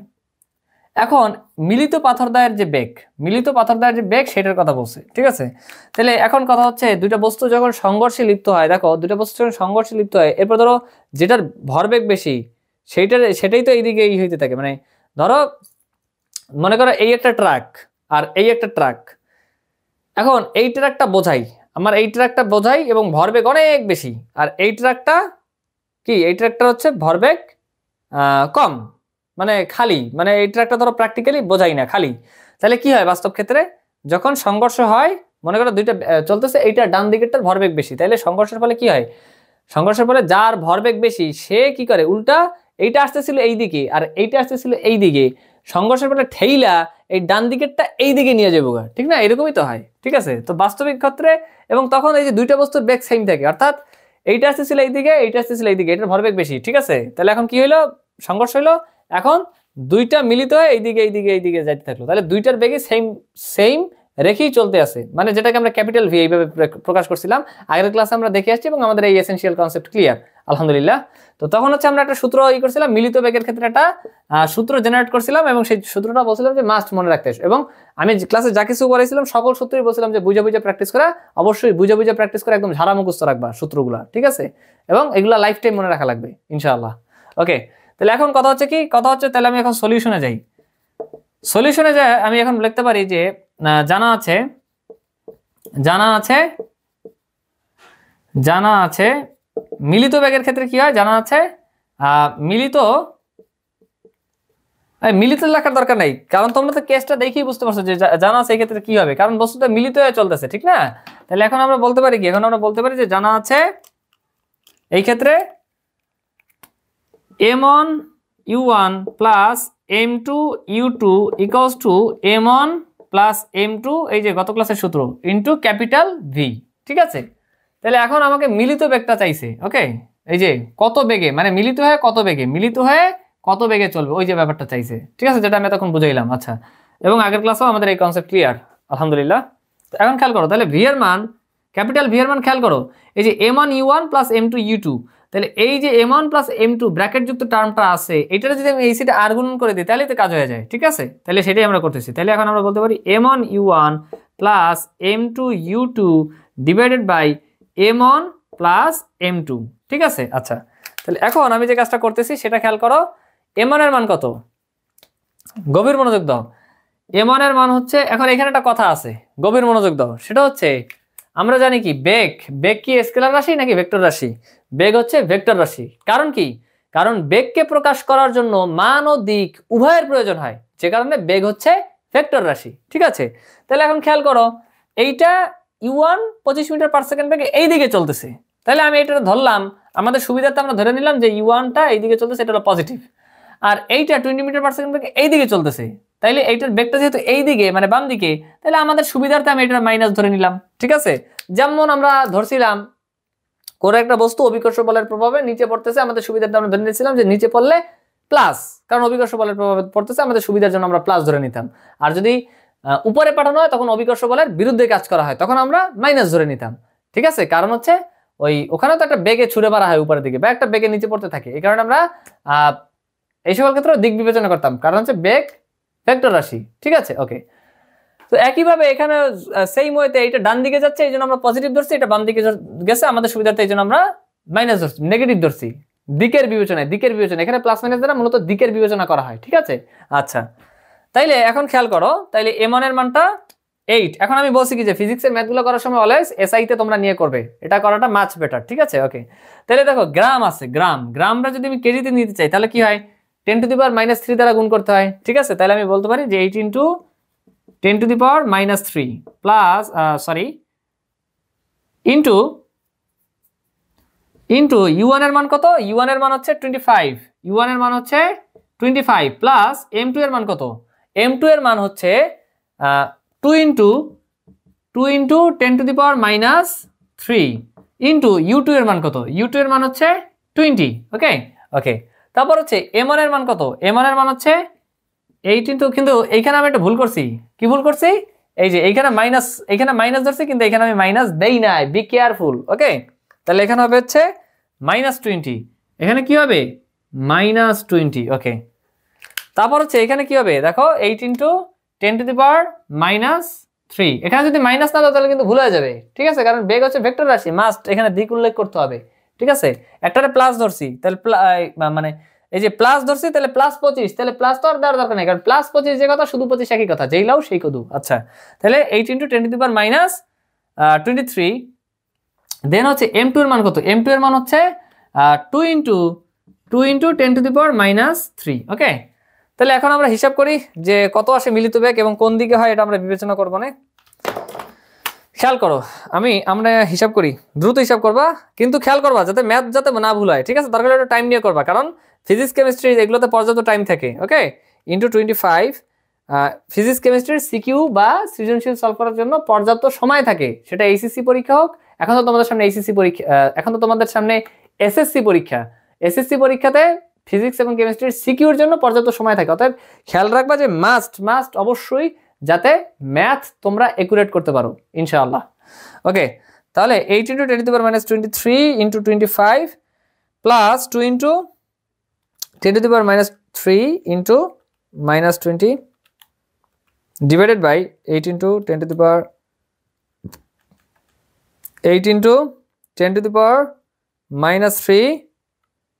প্লাস 2 × 10⁻³ তাহলে এখানে আসছে 16, এখানে কত আসে 16 মিটার পার সেকেন্ড, ঠিক আছে? এখানে কি আসবে? এখানে আসবে হচ্ছে 16 মিটার পার সেকেন্ড। এখন কথা হচ্ছে যে দিকও বলছে, কোন দিকে যাবে? যার ভরবেগ বেশি। খেয়াল করো 8 × 25 বেশি হয়, এখানেও গ্রাম আছে, এখানেও গ্রাম আছে, এখানে মিটার পার সেকেন্ড আছে। 8 × 25 অবশ্যই বেশি হয়, এটার ভরবেগ বেশি, কারণ 8 × 25 মানে কত? 200 গ্রাম মিটার পার সেকেন্ড, তাহলে এইটা বেশি। আর এটা হচ্ছে 20 × 2 মানে কি 40 গ্রাম মিটার পার সেকেন্ড, তাহলে এইটা বেশি, অর্থাৎ এই দিক মানে এই দিকেই যাবে, অর্থাৎ এরা সংঘর্ষ হবে, এই যে এইভাবে সংঘর্ষ হবে, সংঘর্ষ হয়ে মিলিত বেগ এইভাবে যেতে থাকবে, ঠিক আছে? অর্থাৎ এই দিকে যেতে থাকবে, অর্থাৎ তোমরা বলে দিবে যে এ থেকে বি বস্তুর দিকে, ঠিক আছে? এ থেকে মানে এ থেকে বি বস্তুর দিকে, এ থেকে বি বস্তুর দিকে, মানে এটা হলো কি 16 মিটার পার সেকেন্ড, এটা হলো মিলিত বেগ, আর মিলিত বেগ হচ্ছে এ থেকে বি বস্তুর দিকে, ঠিক আছে? এইভাবে লিখে দিবে, ব্যাস তোমরা ফুল মার্কস পেয়ে যাবে ইনশাআল্লাহ। ওকে, তাহলে এখন আমি হচ্ছে ঘোড়া নাম্বারটা স্টার্ট করতেছি। বোর্ডটা আমি আশা রাখতেছি তোমরা লিখছো এবং বুঝতে পারছো। আমি ঘোড়া নাম্বার স্টার্ট করবো। এখন আমি বোর্ডটা ক্লিয়ার করে দিচ্ছি। এখন কথা হচ্ছে যে ঘোড়া নাম্বার যে কোশ্চেনটা আছে, এইটার কনসেপ্টটা আমাদের আগের ক্লাসে ক্লিয়ার আছে আলহামদুলিল্লাহ। তো এখন যে বিষয়টা, আর কথা হচ্ছে যে কোশ্চেনটা একদম ইজি, বাট এই টাইপের প্রবলেম আসলে অনেক আসে। সেটা হচ্ছে যে এখন খেয়াল করো, তোমরা অবশ্যই আমার সাথে সাথে দ্রুত কোশ্চেনটা তুলবে। ঘোড়া নাম্বার হচ্ছে যে কথাটা বলছে সেটা হচ্ছে উদ্দীপকের ঘটনাটি উদ্দীপকের ঘটনাটি ভরবেগ ও গতিশক্তির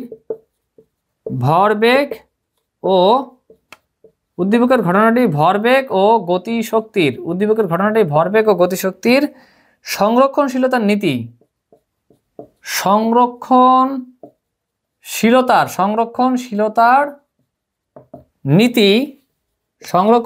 নীতি, ঠিক আছে, মেনে চলে কিনা। এখন খেয়াল করো, আমরা যদি সলিউশনে যাই, সেটা হচ্ছে যে ভরবেগের সংরক্ষণশীলতার নীতি আমরা কি জানি, যে আদি ভরবেগ ইকুয়ালস টু শেষ ভরবেগ, ঠিক আছে? তাহলে আমি সলিউশনে যাচ্ছি। তাহলে এখন প্রথমে ভরবেগেরটা টেস্ট করি যে ভরবেগের সংরক্ষণশীলতার নীতি মানে কিনা।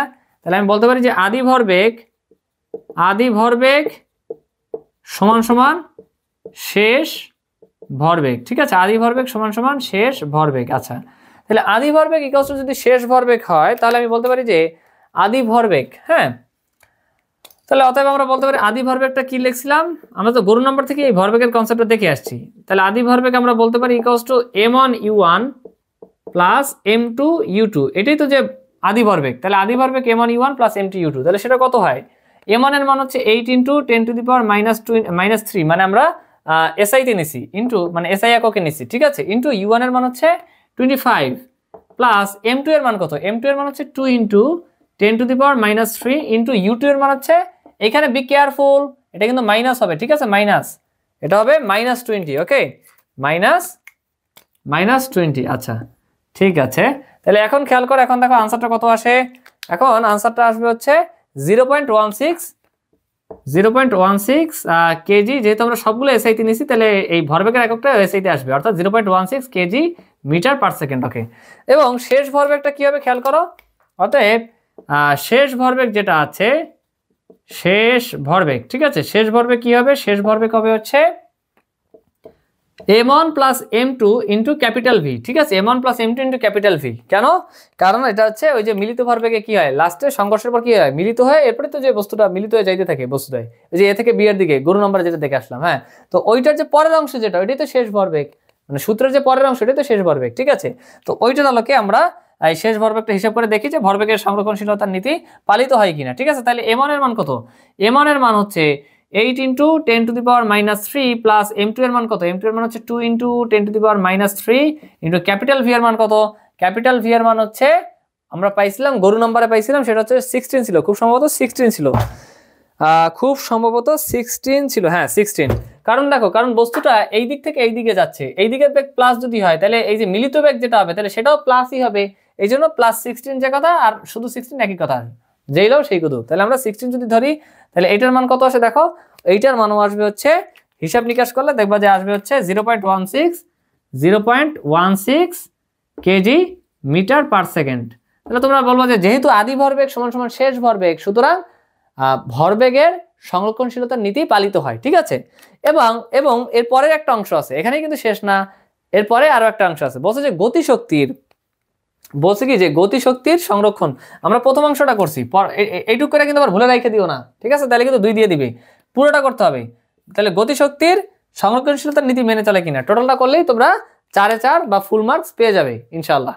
ওকে, তাহলে এখন খেয়াল করো, আমি হচ্ছে ঘোড়া নাম্বার লাস্ট অংশটা করতেছি, সেটা হচ্ছে যদি গতিশক্তির, আমি আগের ক্লাসে দেখাইছি যে গতিশক্তির সংরক্ষণশীলতার নীতি এটাও পালিত হবে যদি কিনা মানে আদি গতিশক্তি ইকুয়ালস টু শেষ গতিশক্তি হয়। ঠিক আছে, তাহলেই কিন্তু গতিশক্তির সংরক্ষণশীলতার নীতি পালিত হবে। ঠিক আছে, অর্থাৎ কি হবে যে আদি গতিশক্তি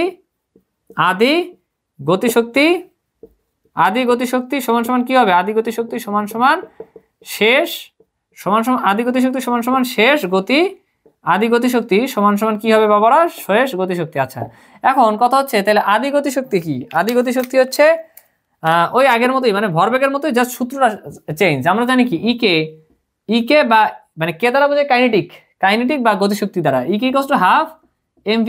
তো আমি গত ক্লাসে দেখাইছিলাম যে আদি গতিশক্তি হচ্ছে half m1u1² plus half m2u2², অর্থাৎ ভি এর বদলে এক জায়গায় বসে u1, মানে বেগের কনসেপ্টটাই তো। ঠিক আছে, ভি এর বদলে এক জায়গায় বসে u1, আরেক জায়গায় ভি এর বদলে বসে u2। ঠিক আছে, আর যখন শেষ বেগ বসবে তখন m1 plus m2 into V এর জায়গায় ক্যাপিটাল V²। ঠিক আছে, অর্থাৎ এই সূত্র থেকেই ফর্মুলাটা আসছে। আমি আশা করতেছি যে তোমাদের ফর্মুলাগুলো সবারই মুখস্থ আছে আলহামদুলিল্লাহ। তো এখন আমি আদি গতিশক্তি লিখতেছি, আদি গতিশক্তি ইকুয়ালস টু অতএব আদি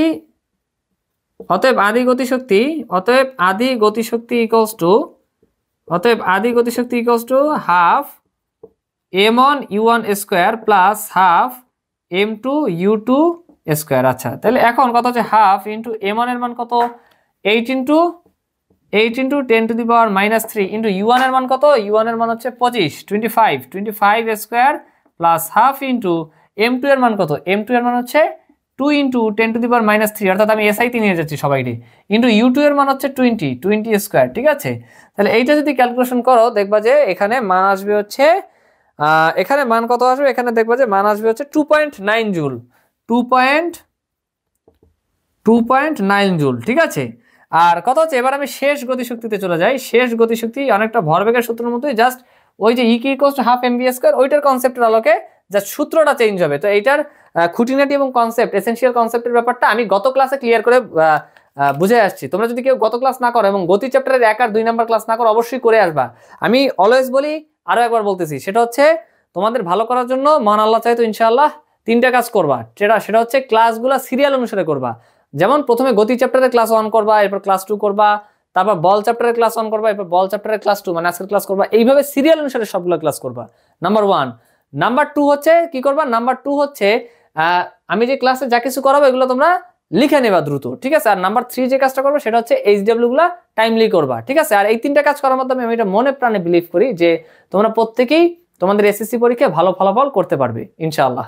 তো এখন খেয়াল করো শেষ গতিশক্তির যে ব্যাপারটা, শেষ গতিশক্তি, ঠিক আছে, শেষ গতিশক্তির যে ব্যাপারটা সেটা হচ্ছে হাফ ইন্টু হাফ।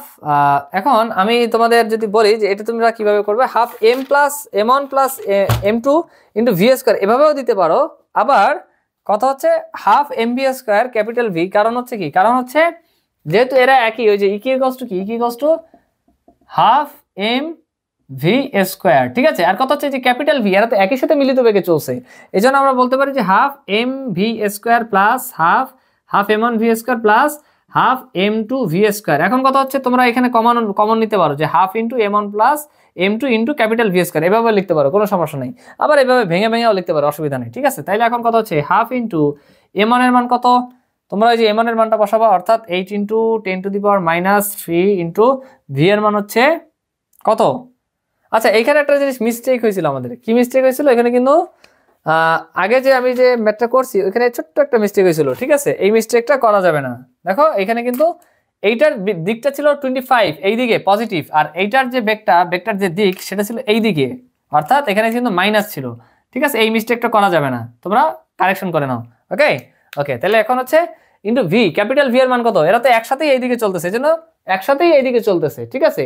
এই জন্য এইটারও ধরছিলাম প্লাস, তাই একসাথে এইদিকে চলতেছে, এটাও প্লাস, তাই দুজনের ক্ষেত্রে প্লাস দেবো, কোনো সমস্যা নেই। তাহলে ক্যাপিটাল ভি এর মান ছিল 16 মানে 16 square plus half into m টুর মান কত, এম টুর মান হচ্ছে 2 ইন্টু 10⁻³ ইন্টু ক্যাপিটাল ভি এর মান হচ্ছে 16 স্কোয়ার। আনসার কত আসবে, আনসার আসবে হচ্ছে দেখবা যে 1.28 জুল, 1.28 জুল। এখন কথা হচ্ছে যে আমাদের যে আদি গতিশক্তি আর শেষ গতিশক্তি এরা তো এক না, সুতরাং বলে দিবে যেহেতু আদি গতিশক্তি ইকুয়াল নট শেষ গতিশক্তি, সুতরাং গতিশক্তির সংরক্ষণশীলতার নীতি পালিত হয় না, কিন্তু ভরবেগের সংরক্ষণশীলতার নীতি পালিত হয়। এভাবে লাস্টে একটা এন্ডিং লাইন দিয়ে দিবে, এবং এভাবে করলেই আমি আশা রাখতেছি যে তোমরা প্রত্যেকেই এরকম টাইপের কোশ্চেনে ফুল মার্কস বা পূর্ণ নম্বর তোমরা পেয়ে যাবে ইনশাআল্লাহ। তো এখন আমি যে কাজটা করব সেটা হচ্ছে আজকের ক্লাসের লাস্ট সিকিউ তোমাদের সলভ করাবো আমি, সেটা হচ্ছে যশোর বোর্ড 17 সালে আসছে। আমি কোশ্চেনটা মুছে দিচ্ছি।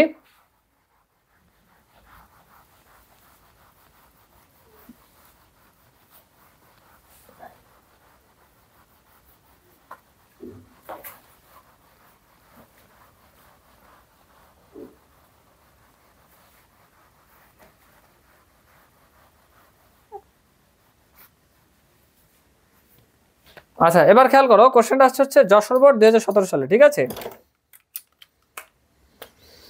যশোর বোর্ড 2017 সালে আসছে কোশ্চেনটা, সবাই দ্রুত লিখবে আমার সাথে সাথে। যশোর বোর্ড আমি সংক্ষিপ্ত আকারে লিখলাম, যশোর বোর্ড 17 সালে আসছে। কোশ্চেনটা কি বলছে দেখো, এখানে একটা বস্তু আছে, পি বস্তু, গভীর মনোযোগ দাও। এখানে একটা বস্তু আছে, বস্তুটা হচ্ছে পি বস্তু, ঠিক আছে। আর তোমার হচ্ছে এই কথা হচ্ছে এই পি বস্তুটা এখানে স্থির আছে, মানে এর আদিবেগ হচ্ছে u = 0 মিটার/সেকেন্ড। ওকে আচ্ছা, আর কথা হচ্ছে যে এই পি বস্তুটাকে এখান থেকে একটা বল প্রয়োগ করা হয়েছে, তাহলে বল প্রয়োগ করা হয়েছে এবং বল প্রয়োগ করার ফলে বস্তুটা গতিশীল হয়েছে, ঠিক আছে।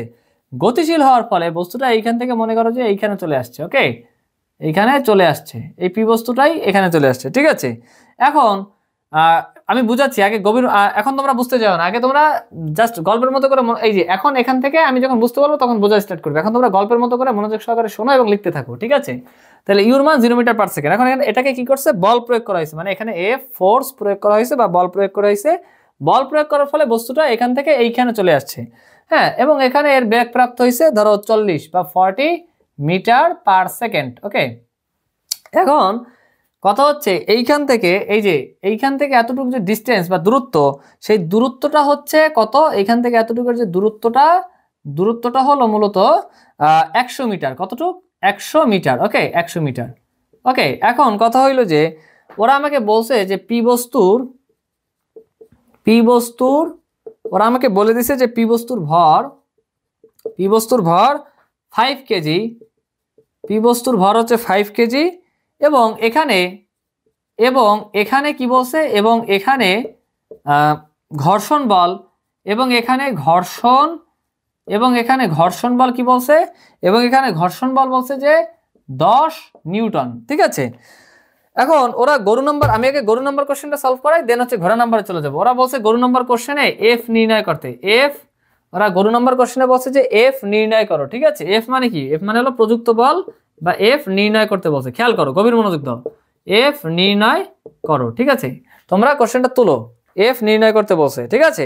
ওকে তো এখন খেয়াল করো, সেটা হচ্ছে আমাকে ওরা কি কি দিছে দেখো, আমাকে বস্তুটার আদিবেগ দিয়ে দিছে, আমাকে দিছে।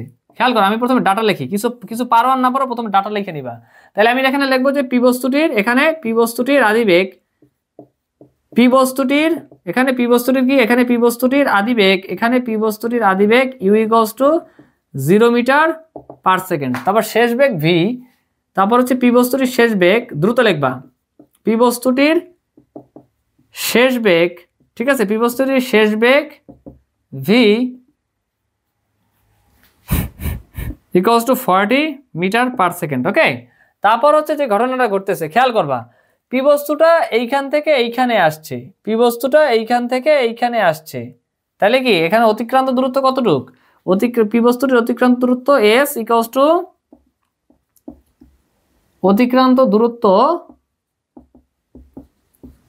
এস ইকুয়ালস টু কতটুকু 100 মিটার, কারণ 100 মিটার দূরত্ব অতিক্রম করছে, ঠিক আছে। আচ্ছা, এবং ওরা আমাকে বলে দিছে, আচ্ছা খেয়াল করো ওরা আমাকে বলছে যে ঘর্ষণ বল, হ্যাঁ ঘর্ষণ বল, ওরা আমাকে বলছে যে ঘর্ষণ বল ইকুয়ালস টু 10 নিউটন। এখন কথা হলো ওরা চাইছে কি, ওরা চাইছে এটা হলো প্রযুক্ত বল, ঠিক আছে, প্রযুক্ত বল, গভীর মনোযোগ দাও, প্রযুক্ত বল F equals to what, F equals to what. এখন খেয়াল করো, সেটা হলো এখানে আমরা বলতে পারবো কি, যে আমরা জানি সলিউশনে যদি আমি যাই, সলিউশনে গেলে আমরা ইজিলি বলতে পারি যে প্রযুক্ত বল, হ্যাঁ প্রযুক্ত বল এফ ইকুয়ালস টু কি এম এ, বলতে পারি না, F equals two M A, কিন্তু কথা হচ্ছে এখানে F equals two M A, এটা হচ্ছে বল, ঠিক আছে, কিন্তু এখানে একটা কথা আছে, সেই কথাটা হচ্ছে কি, ধরো বস্তুটা এখান থেকে এখানে আসছে, আসার জন্য বস্তুটাকে বল দেওয়া লাগছে, ঠিক আছে। এখন সেই বলটা হলো মূলত এখান থেকে ধরো কোনো ঘর্ষণ নাই, ধরো মনে করো যে কোনো ঘর্ষণ নাই, কোনো ঘর্ষণ ছাড়া এই বস্তুটা এখান থেকে এখানে আসছে, তো কোনো ঘর্ষণ ছাড়া যদি বস্তুটা এখান থেকে এখানে আসে, তাহলে ওই বস্তুটার প্রযুক্ত বলই হচ্ছে মূলত ওই বস্তুটার কার্যকর বল, ঠিক আছে, মানে যে বলটা কাজে লাগছে। কিন্তু এইখানে এই বস্তুটা এখান থেকে এখানে আসার জন্য আলাদাভাবে ঘর্ষণ বল আছে, তাহলে সেই ঘর্ষণ বলের অতিক্রম কইরেই তো তার এইখানে আসা লাগছে, ঠিক না। তাহলে প্রযুক্ত বল ইকুয়ালস টু হবে যে, তাহলে প্রযুক্ত বল হবে কি, প্রযুক্ত বল হবে হচ্ছে যে তোমাদের কার্যকারী বল প্লাস ঘর্ষণ বল, মানে দুইটারে, তার কার্যকারী বল প্লাস ঘর্ষণ বল দুইটারে অতিক্রম কইরেই মনে করো যে ওইখানে যাওয়া লাগছে, ঠিক আছে। আমি একটা সহজ উদাহরণ দিই, ধরো মনে করো আমার যে এই সেটআপটা, সাপোজ মনে করো এই সেটআপটার জন্য আমি বলতেছি যে আমার টোটাল অ্যাক্সেসরিজ, মানে এই টোটাল সেটআপটার জন্য যা কিছু লাগতেছে, ঠিক আছে, এই যে এখন ভিডিও হচ্ছে প্লাস মাইক্রোফোন বা টোটাল সেটআপ, ঠিক আছে। তো কথা হচ্ছে যে ধরো মনে করো যে আমি বললাম যে এই কাজের জন্য বা এই সেটআপের জন্য আমার অ্যাক্সেসরিজ বাবদ টোটাল, সাপোজ আমি বললাম যে টোটাল প্রযুক্ত বল, মানে প্রযুক্ত বলের বদলে আমি বললাম যে টোটাল অ্যামাউন্ট বা টোটাল টাকা লাগবে হচ্ছে 35,000। এখন ধরো আমাকে একজন বললো যে তাহলে ভাই আপনার ক্যামেরা বা হচ্ছে যেটা দিয়ে আপনার ভিডিও হয়, মোবাইল সহ যেটা দিয়ে আপনার ভিডিও হয় বা মানে যেই মাধ্যমে ভিডিও হয়, ঠিক আছে, সেইটাই হচ্ছে কত টাকা হচ্ছে মানে লাগছে। এখন আমি বললাম যে সেটা 30,000 লাগছে, সাপোজ মনে করো যে সেটাই 30,000 টাকা লাগছে।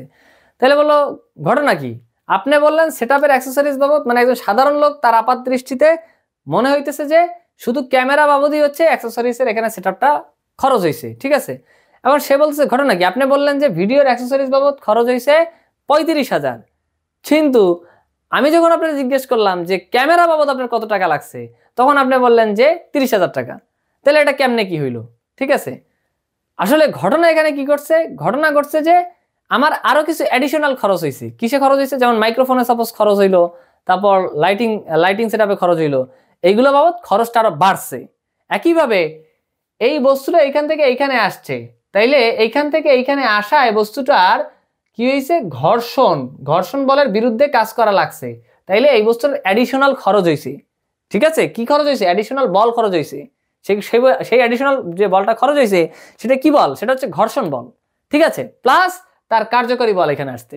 তাহলে প্রযুক্ত বল কি হবে, প্রযুক্ত বল ইকুয়ালস টু হবে হচ্ছে, তাইলে আমি এখন বলতে পারবো যে প্রযুক্ত বল ইকুয়ালস টু, তাইলে আমি এখানে কি বলতে পারবো যে প্রযুক্ত বল ইকুয়ালস টু কার্যকরী বল প্লাস ঘর্ষণ বল, ঠিক আছে। ওকে, এখন ঘর্ষণ বলের মান তো দেওয়া আছে, তাহলে এখন আমি বলতে পারি যে প্রযুক্ত বল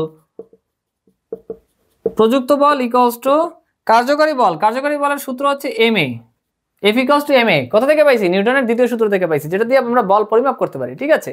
আর প্লাস ঘর্ষণ বল, ঘর্ষণ বল হচ্ছে সেটার মান তো দেওয়া আছে কত 10 নিউটন।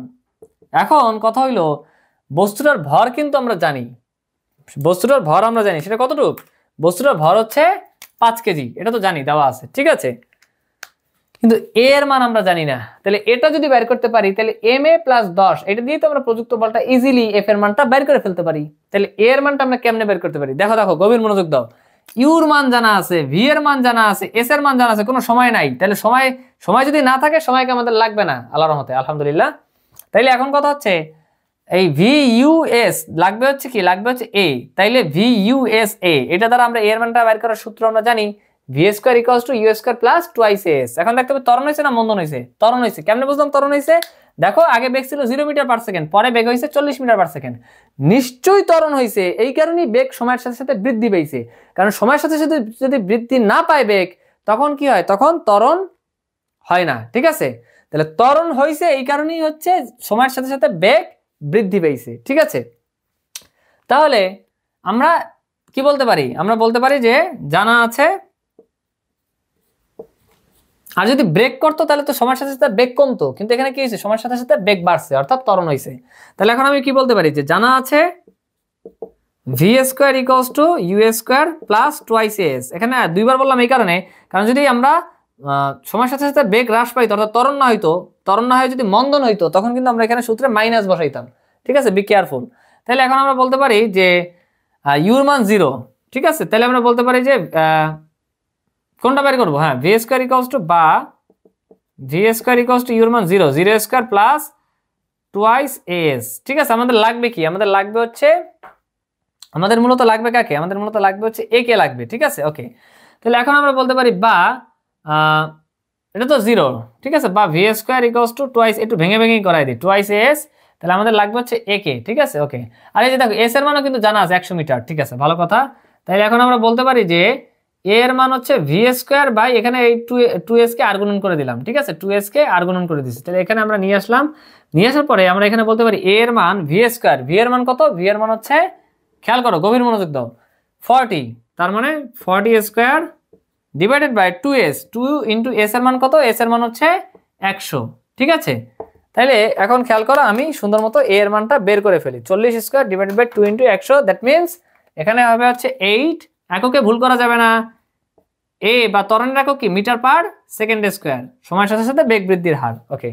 তাহলে মানে সময়ের সাথে সাথে বেগের পরিবর্তনের হার, সেটা হইতে পারে ত্বরণ মানে বৃদ্ধির হার মানে বৃদ্ধি পাওয়া, বা হইতে পারে সময়ের সাথে সাথে বেগের হ্রাস পাওয়া বা মন্দন, ওকে। তাহলে 8 মিটার/সেকেন্ড², ওকে, ভালো কথা, ঠিক আছে। তাহলে এখন আমি বলতে পারি কি, এখন আমি প্রযুক্ত বল ইজিলি হিসাব করতে পারি। আমি আশা করতেছি তোমাদের বাম সাইড লেখা হয়ে গেছে, বাম সাইডে মুছে দিচ্ছি, তোমরা নিচে নিচে লিখবে।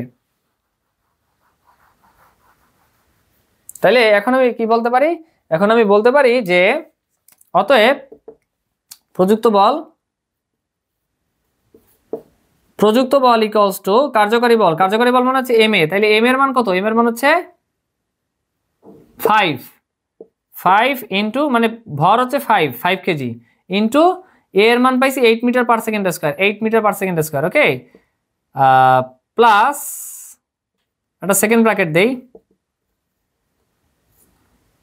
প্লাস হচ্ছে 10, ঠিক আছে, +10, এরপর হচ্ছে কি বলের একক কি নিউটন, ওকে। তাহলে 5 × 40 আর 10 কত 50, কত হবে 50 নিউটন, ঠিক আছে, 50 নিউটন। তাহলে আমি এখন কি বলতে পারি যে সুতরাং প্রযুক্ত বল 50 নিউটন। আশা করি আমাদের আনসার হয়ে গেছে, আলহামদুলিল্লাহ। তো এখন খেয়াল করো, সেটা হচ্ছে আমাদের এখন সবার যে লাস্টের যেটা মানে ঘোড়া নাম্বারটা, সেটা আমি এখন করব।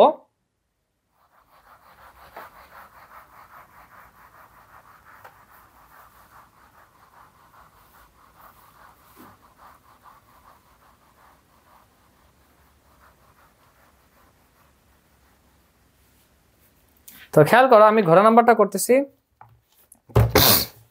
ঘোড়া নাম্বার বলছে 100 মিটার অতিক্রম করার জন্য, আচ্ছা গভীর মনোযোগ দাও, ঘোড়া নাম্বার কোশ্চেনটা দেখো। ঘোড়া নাম্বারে আমাকে বলছে যে 100 মিটার দূর অতিক্রম করার পর, ঘোড়া নাম্বার বলছে যে 100 মিটার অতিক্রম করার পর, 100 মিটার অতিক্রম করার পর প্রযুক্ত বল প্রযুক্ত বল অপসারণ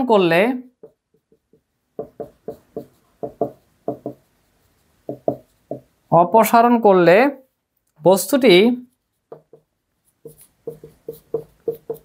বস্তুটি প্রথম থেকে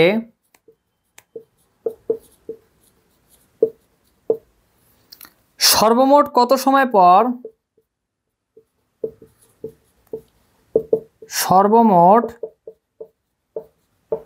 সময় পর থেমে যাবে।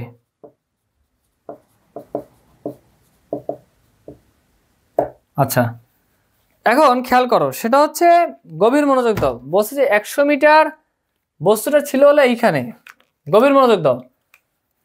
দেখো বস্তুটা ছিল হলো এইখানে, যে 0 মিটার পার সেকেন্ড এখানে ছিল, তো এইখান থেকে এই 100 মিটার দূরত্ব অতিক্রম করছে, এইখান থেকে 100 মিটার দূরত্ব অতিক্রম করছে। আমি বলছিলাম কি যে নিশ্চয়ই ত্বরণ দেওয়া হয়েছে, ত্বরণ দেওয়ার ফলেই বস্তুটা 0 মিটার পার সেকেন্ড থেকে 40 মিটার পার সেকেন্ড অর্থাৎ বেগ বৃদ্ধি পাইছে। ঠিক আছে, বেগ বৃদ্ধি পাইছে। ওকে, আর কথা হইলো যে ত্বরণের মান যেটা, ত্বরণের যে মানটা সেটাকে আমরা পেয়েছিলাম। হ্যাঁ, সেটা আমরা পেয়েছিলাম। কোথা থেকে পাইছিলাম?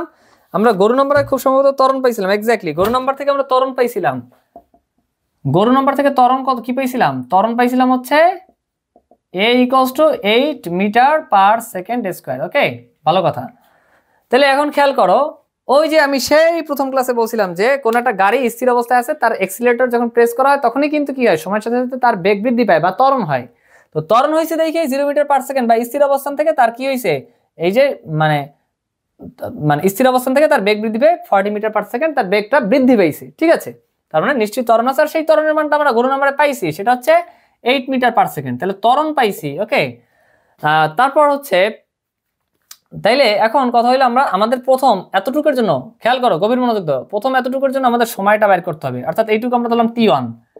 হ্যাঁ, গভীর মনোযোগ দাও। তাহলে আমি যদি এখন সলিউশন করি, তাহলে এখন আমি বলবো তাহলে এখন কিভাবে করা যায়। আর ভি এর মান, এখানে ভি এর মানটা হচ্ছে 40 মিটার পার সেকেন্ড। ওকে, মানে প্রথম অবস্থায়। আচ্ছা, আমি এখানে লিখি, তোমরা ডাটা লিখবা, কিছু পারো আর না পারো প্রথম ডাটা লিখে নিবা। প্রথম অবস্থায় ভি এর মান কত, মানে শেষ বেগ যেটা 40 মিটার পার সেকেন্ড। ওকে, মানে প্রথম 100 মিটারের জন্য আমি আগে ডিল করতেছি। তারপর হচ্ছে এ এর মান কত, 8 মিটার পার সেকেন্ড স্কয়ার। ঠিক আছে, t1 বা প্রথম 100 মিটারের জন্য t1 বা সময় যেটা, সেটা আমাদের জানা লাগবে। ঠিক আছে, তো এখন কথা হচ্ছে আমরা একটা সূত্র জানি। সূত্রটা কি? v = u প্লাস, জানা আছে কি আমাদের, v = u প্লাস at। ঠিক আছে, তো এখন কথা হচ্ছে এই টি কিন্তু টি না, টি হচ্ছে t1, কারণ আমরা 100 মিটারের জন্য ডিল করতেছি। পরেরটা পরে আমরা দেখতেছি, আমি বুঝাই বলবো, সমস্যা নেই। ঠিক আছে, তাহলে এখন কথা হচ্ছে ইউর মান তো 0, ঠিক না? ইউর মান 0, তাহলে এখানে 0 বসাইলে 0 প্লাস at1 আলটিমেটলি শুধু at1ই থাকবে, অর্থাৎ v = at1। ওকে, তাহলে এখন আমি বলতে পারি যে t1 = v প্লাস, মানে v ডিভাইডেড বাই a, আর গুণন করলে। ঠিক আছে, v ডিভাইডেড বাই a। ওকে, তাহলে এখন আমি t1 এর মান বাইর করি, সেটা হচ্ছে v এর মান কত, 40 ডিভাইডেড a এর মান কত, 8। তাহলে এখন কত, 5 × 40 মানে 5 সেকেন্ড। ওকে, তাহলে t1 এর মান হচ্ছে 5 সেকেন্ড। t1 এর মান কত, t1 এর মান হচ্ছে 5 সেকেন্ড। ঠিক আছে, এখন গভীর মনোযোগ দিতে হবে। এখন একটা ইম্পর্টেন্ট ব্যাপার আছে, সেটা হচ্ছে খেয়াল করো, সেটা হলো আমি এখন গরু নম্বরে এতটুকু মুছে দেই। এখন যে ঘটনাটা ঘটতেছে সেটা হলো এই পি এর এখান থেকে বলছে কি যে পি এর এখান থেকে প্রযুক্ত বল অপসারণ করছে, মানে যেই বলটা দিছিল সেই বলটা, এই যে প্রথমে যে বলটা দেওয়া হয়েছিল, ঠিক আছে, অ্যাক্সিলারেশন ফোর্স বা এই টাইপের যে বলটা দেওয়া হয়েছিল সেইটা অপসারণ করছে। কি করছে? অপসারণ করছে, মানে এখন আর বল দিতেছে না। ঠিক আছে, তাহলে এখন আমরা একটা নিউটনের দ্বিতীয় সূত্র থেকে কি জানি, F = ma। ঠিক আছে, আর এম তো ধ্রুবক। নিউটনীয় যে বলবিদ্যা বা নিউটনিয়ান যে আমরা যে মানে সোজা কথা 9-10 লেভেলে আমরা যে এইগুলো করি, মানে ম্যাথগুলো করি, সেখানে কি হয়, ভর সর্বদা ধ্রুবক থাকে। তাহলে ভর যদি আমি উঠাই, তাহলে আমি এখন ইজিলি বলতে পারি যে F সমানুপাতিক a বলতে পারি। অর্থাৎ মানে কি, বল যদি বাড়াই তাহলে ত্বরণও বাড়বে, বল কমাইলে ত্বরণও কমবে। কি হারে? সমানুপাতিক হারে কমবে। তাহলে মানে কি, তার মানে বল যদি স্থির রাখি ত্বরণও স্থির থাকবে। তাহলে ত্বরণ যদি স্থির থাকে বা সোজা কথা আমি যদি অন্যভাবে বলি, যদি ত্বরণ যদি না হয়, তার মানে কি, তার মানে বস্তুটা সমবেগে চলতেছে। তাহলে সমবেগে যদি চলে তাহলে নিউটনের প্রথম সূত্র অনুসারে আমরা কি জানবো? নিউটনের প্রথম সূত্র অনুসারে আমরা জানবো যে ওই বস্তুটা সমবেগে চলতেই থাকবে চলতেই থাকবে চলতেই থাকবে। কিন্তু বাস্তবিক ক্ষেত্রে কি সেটা হয়? বাস্তবিক ক্ষেত্রে তো সেটা হয় না। কেন হয় না? এই যে ঘর্ষণ বলের কারণে সেটা হয় না। কারণ বস্তুটা চলতেছে সমবেগে এই দিকে, বস্তুটা সমবেগে চলতেছে হলো এই দিকে, আর কিন্তু এই যে এইদিকে বস্তুটা সমবেগে চলতেছে, হ্যাঁ বস্তুটার গতিটা আছে, বস্তুটা এইদিকে গতিপ্রাপ্ত বা বস্তুটা এইদিকে গতিশীল, ঠিক আছে। আর এই গতির বিপরীতে যে বেচারা কাজ করতেছে সেই বেচারা হলো এই যে ঘর্ষণ বল। দেখো এই ম্যাথটা আমি এই কারণেই সিলেক্ট করছি, ম্যাথটা খুবই মজাদার। কারণ হচ্ছে আমরা বাস্তবিক ক্ষেত্রে মানে আমরা এর আগে জাস্ট থিওরিটিক্যালি বুঝেছিলাম যে ঘর্ষণ বল গতির বিপরীতে কাজ করে, কিন্তু এখানে আমরা ম্যাথমেটিক্যালি প্লাস প্র্যাকটিক্যালি দুইভাবেই আমরা কি করতেছি, দুইভাবেই একটা ফিল পাচ্ছি যে এই টাইপের ম্যাথ করে আমরা একটা ম্যাথমেটিক্যাল প্লাস প্র্যাকটিক্যাল ওরকম একটা ফিল পাওয়া যাচ্ছে ম্যাথটা করে, ঠিক আছে। এই জন্যই মূলত ম্যাথটা আমার এই কারণে ভালো লাগা ম্যাথটার, আলহামদুলিল্লাহ। ওকে, তো এখন খেয়াল করো তাহলে বস্তুটা এইদিকে গতিশীল, আর কথা হচ্ছে তাহলে ঘর্ষণ বল কাজ করতেছে কি? ঘর্ষণ বল কাজ করতেছে হচ্ছে গতির বিপরীতে, ঠিক আছে। এই কারণে বস্তুটা একটা সার্টেন টাইম বা একটা নির্দিষ্ট সময় যাওয়ার পর বস্তুটা থেমে যাবে, ঠিক আছে। আচ্ছা, তো এখন কথা হইলো তাহলে কি ঘটনাটা ঘটতেছে, আমি আশা করি উপরে এতটুকু লিখছো তোমরা, ঠিক আছে। আচ্ছা না, আমি তাহলে নিচ থেকে লিখি। তাহলে দ্বিতীয় ক্ষেত্রে যে ঘটনাটা ঘটবে, দ্বিতীয় ক্ষেত্রে কি ঘটনাটা ঘটবে? দ্বিতীয় ক্ষেত্রে বা দ্বিতীয় অবস্থায় দ্বিতীয় ক্ষেত্রে কি হবে? দ্বিতীয় ক্ষেত্রে এই যেই বেচারা ছিল শেষ বেগ, সেই বেচারা দ্বিতীয় ক্ষেত্রে আদি বেগ হিসেবে গণনা হবে। কারণ এটা যাওয়ার খেয়াল করো, সুপ্রিম পাওয়ার কিন্তু সবসময় একটাই থাকে না, কোনো কোনো সময় সুপ্রিম পাওয়ার থাকে রোম, কোনো কোনো সময় সুপ্রিম পাওয়ার থাকে হচ্ছে মুসলিমরা এক সময় মাশাআল্লাহ হচ্ছে অনেক দিন হচ্ছে রাসূল সাল্লাল্লাহু আলাইহি ওয়াসাল্লাম ইন্তেকালের পর মুসলিমরা সুপ্রিম পাওয়ারে ছিল, ঠিক আছে। এরপর সুপ্রিম পাওয়ারে আসলো ব্রিটিশরা, ঠিক আছে। মানে সুপ্রিম পাওয়ার কি আমরা দেখি যে চেঞ্জ হয়, ঠিক আছে। তো এটা মূলত এক্সাম্পলটা এই কারণে দিলাম কারণ আমরা ব্যাপারটা যাতে ফিল করতে পারি। এখানে এই পর্যন্ত যখন আসছে বলটা যখন দিছি তখন এই পর্যন্ত ছিল হচ্ছে 40 মিটার পার সেকেন্ড, এইটা ছিল হচ্ছে 40 মিটার পার সেকেন্ড, এইটুক কি ছিল? এইটুক ছিল হচ্ছে শেষ বেগ। আবার যখন বলটা অপসারণ করা হয়েছে, অপসারণ করা থেকে থেমে গেছে, তখন থেমে যাওয়ার মুহূর্তটা হলো 0 মিটার পার সেকেন্ড, ঠিক আছে। ওকে, আচ্ছা আচ্ছা, সকল ক্ষমতার মালিক মহান আল্লাহ তাআলা, ঠিক আছে। আর আমি সুপার পাওয়ার বা সুপ্রিম পাওয়ার বলতে বুঝাইছিলাম হচ্ছে কোনো একটা কান্ট্রি বা কোনো একটা স্টেট বা কোনো একটা সাম্রাজ্য বা এম্পায়ার, ঠিক আছে। এম্পায়ার হিস্টোরিক্যালি এক এক সময় দেখা যাচ্ছে সুপ্রিম পাওয়ার হিসেবে আবির্ভূত হয় বা সুপার পাওয়ার হিসেবে আবির্ভূত হয়, ঠিক আছে। ওইটার এক্সাম্পল বোঝানোর জন্য, ঠিক আছে। এটা হচ্ছে শুধুমাত্র পৃথিবী কেন্দ্রিক। ওকে, তো এখন কথা হচ্ছে তাহলে এখানে যে ঘটনাটা ঘটতেছে, তাহলে ভি এর মানটা 0 মিটার পার সেকেন্ড। ওকে ওকে, তাহলে এখন ইউ হিসাবে আবির্ভূত হয়েছে কে? ইউ কে? এই এখন ইউ বা আদিবেগ হচ্ছে 40 মিটার পার সেকেন্ড। ওকে, আর বস্তুটা ঘর্ষণের প্রভাবে একটা সময় যে থেমে যাবে 0 মিটার পার সেকেন্ড হয়ে যাবে, ঠিক আছে। তো এখন যে ঘটনাটা ঘটতেছে, তাহলে এখন আমরা কি বলতে পারি যে আমরা জানি কি? আমরা জানা আছে, খেয়াল করো, গভীর মনোযোগ দাও, যে জানা আছে F = ma, ঠিক আছে। তাহলে এফ এর মান কত? দেখো ঘর্ষণ বল এফ এর মান 10 নিউটন, 10 নিউটন। তাহলে এখন আমি দেখো, আর এম এর মানও জানা, এম এর মান কত? 5 কেজি। তাহলে এখান থেকে আমরা ইজিলি এ এর মানটা বের করতে পারি, a = কি F/m আর গুণন করলে তাহলে কি হয়? তাহলে এফ এর মান হচ্ছে যে 10 ডিভাইডেড বাই এম এর মান কত? এম এর মান হচ্ছে 5। তাহলে আলটিমেটলি ঘর্ষণ বলজনিত যে মন্দনটা হবে বা গতির বিপরীতে যে বাধাটা দিবে সেটা হবে হচ্ছে 2 মিটার পার সেকেন্ড স্কয়ার, ঠিক আছে। এটা কিন্তু মন্দন হচ্ছে কেন? কারণ কি বস্তুটাকে থামায় দিতেছে বা বাধাদানকারী বল ঘর্ষণ বলটা, কারণ গতির বিপরীতে কাজ করতেছে, ওইটার কারণে এই ত্বরণটা উদ্ভূত হচ্ছে, ঠিক আছে। তাহলে সূত্রতে মাইনাস জেনারেট হবে। ওকে, তাহলে দ্বিতীয় ক্ষেত্রে ইউর মান 40 মিটার পার সেকেন্ড।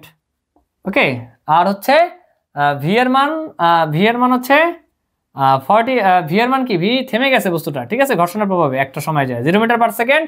আর চাইছে কি বাবারা? চাইছে হচ্ছে সর্বমোট কত সময়। আচ্ছা আচ্ছা, টি2 বের করতে হবে, টি2, ঠিক আছে। টি2 = হোয়াট? তাহলে এর মানও পাইছি। তাহলে এখন খেয়াল করো, ইউ পাইছি, ভি পাইছি, ঠিক আছে, ইউ পাইছি, ভি পাইছি, দেন হচ্ছে টি পাইছি। তাহলে আমরা এই সূত্র ব্যবহার করতে পারি, জানা আছে। দেখো যদি ত্বরণ হইতো তাহলে আমরা বলতে পারতাম যে ভি = ইউ প্লাস এটি, কিন্তু এখানে কি হচ্ছে? মন্দন হচ্ছে, কারণ হচ্ছে এটা কি গতির বিপরীতে কাজ করতেছে, ঘর্ষণ বলটা বাধা দিতেছে, যে কারণে আমরা বলতে পারি ভি = ইউ মাইনাস এটি। এইটি কি টি? এইটি কি টি1 নাকি টি2? আচ্ছা, তাহলে এখন কথা হচ্ছে, তাহলে এখন ভি এর মান তো 0, কারণ একটা সময় তো বস্তুটা থেমে যাবে, ঠিক আছে। ইউ মাইনাস এ টি2। ওকে, তাহলে এখন এই মাইনাস a22টাকে এই সাইডে নিয়ে আসি, অর্থাৎ a_t2 ইকুয়ালস টু u। ঠিক আছে, তাহলে এখন আমি বলতে পারি যে t2 equals to u by a। ঠিক আছে, তোমরা নিচে লেখো, আমার জায়গা নেই দেখে এখানে লিখতেছি। তাহলে u এর মান কত? u এর মান হচ্ছে 40 ডিভাইডেড বাই a এর মান কত? a এর মান হচ্ছে 2, তাহলে আলটিমেটলি থাকে হচ্ছে 20 সেকেন্ড। তার মানে t2 এর মান হচ্ছে 20 সেকেন্ড। ঠিক আছে, তাহলে আমি উপর থেকে এতটুকু মুছে দিই, তোমরা নিচে রাখো। ঠিক আছে,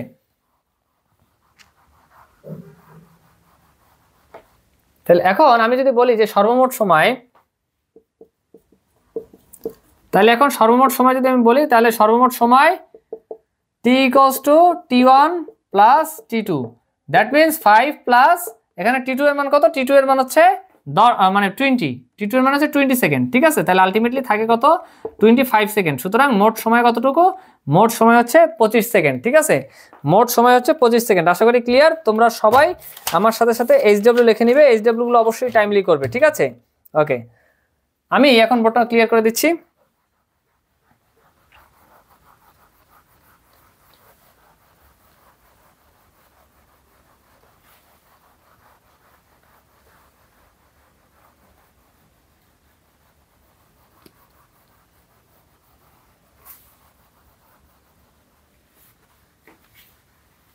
আচ্ছা, এখন আমি হচ্ছে এইচডব্লিউ মানে এইচডব্লিউ লিখে দিচ্ছি, তোমরা এইচডব্লিউ গুলো অবশ্যই আমার সাথে সাথে লিখে নিবে, এবং এইচডব্লিউ গুলো অবশ্যই, আমি আবারও বলতেছি, এইচডব্লিউ গুলো অবশ্যই টাইমলি করবে।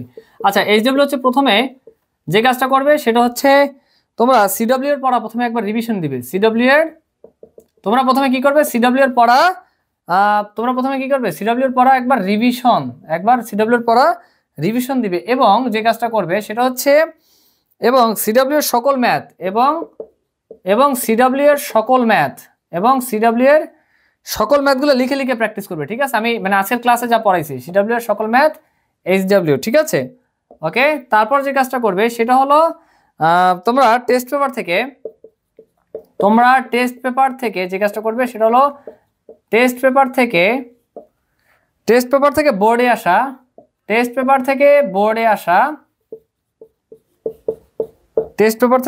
আসা 10টা সিকিউ এইচডব্লিউ করবে। 10টা সিকিউ এইচডব্লিউ। ঠিক আছে, কোথা থেকে করবে? বল চ্যাপ্টার থেকে।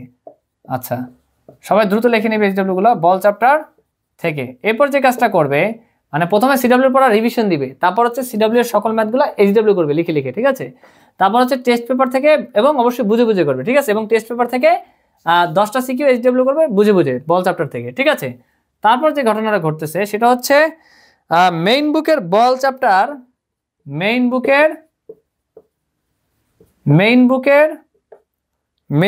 বল চ্যাপ্টার পুরোটা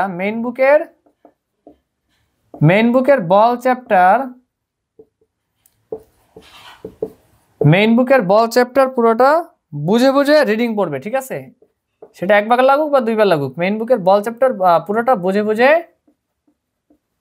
রিডিং পড়বে। ঠিক আছে, এটা হচ্ছে তোমাদের তৃতীয় কাজ, রিডিং পড়বে। ওকে, আর লাস্ট বাট নট লিস্ট সবার শেষে যে কাজটা করবে সেটা হচ্ছে টেস্ট পেপার থেকে বোর্ডে আসা, মানে সিরিয়াল অনুসারে করবে। প্রথমে এই কাজটা করবে, তারপর এইটা, তারপর এটা, এবং সবার লাস্ট এটা করবে। সেটা হচ্ছে টেস্ট পেপার থেকে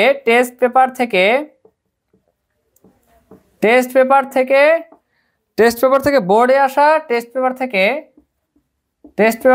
বোর্ডে আসা 100টা এমসিকিউ, টেস্ট পেপার থেকে বোর্ডে আসা 100টা এমসিকিউ, টেস্ট পেপার থেকে বোর্ডে আসা 100টা এমসিকিউ কি করবে? এইচডব্লিউ করা। ঠিক আছে, তাহলে প্রথমে কি করবে? প্রথমে হচ্ছে তোমরা সিডব্লিউ এর পড়াগুলো একবার রিভিশন দিয়ে নিবে। ঠিক আছে, রিভিশন দেওয়ার পরে হচ্ছে তোমরা কি করবে?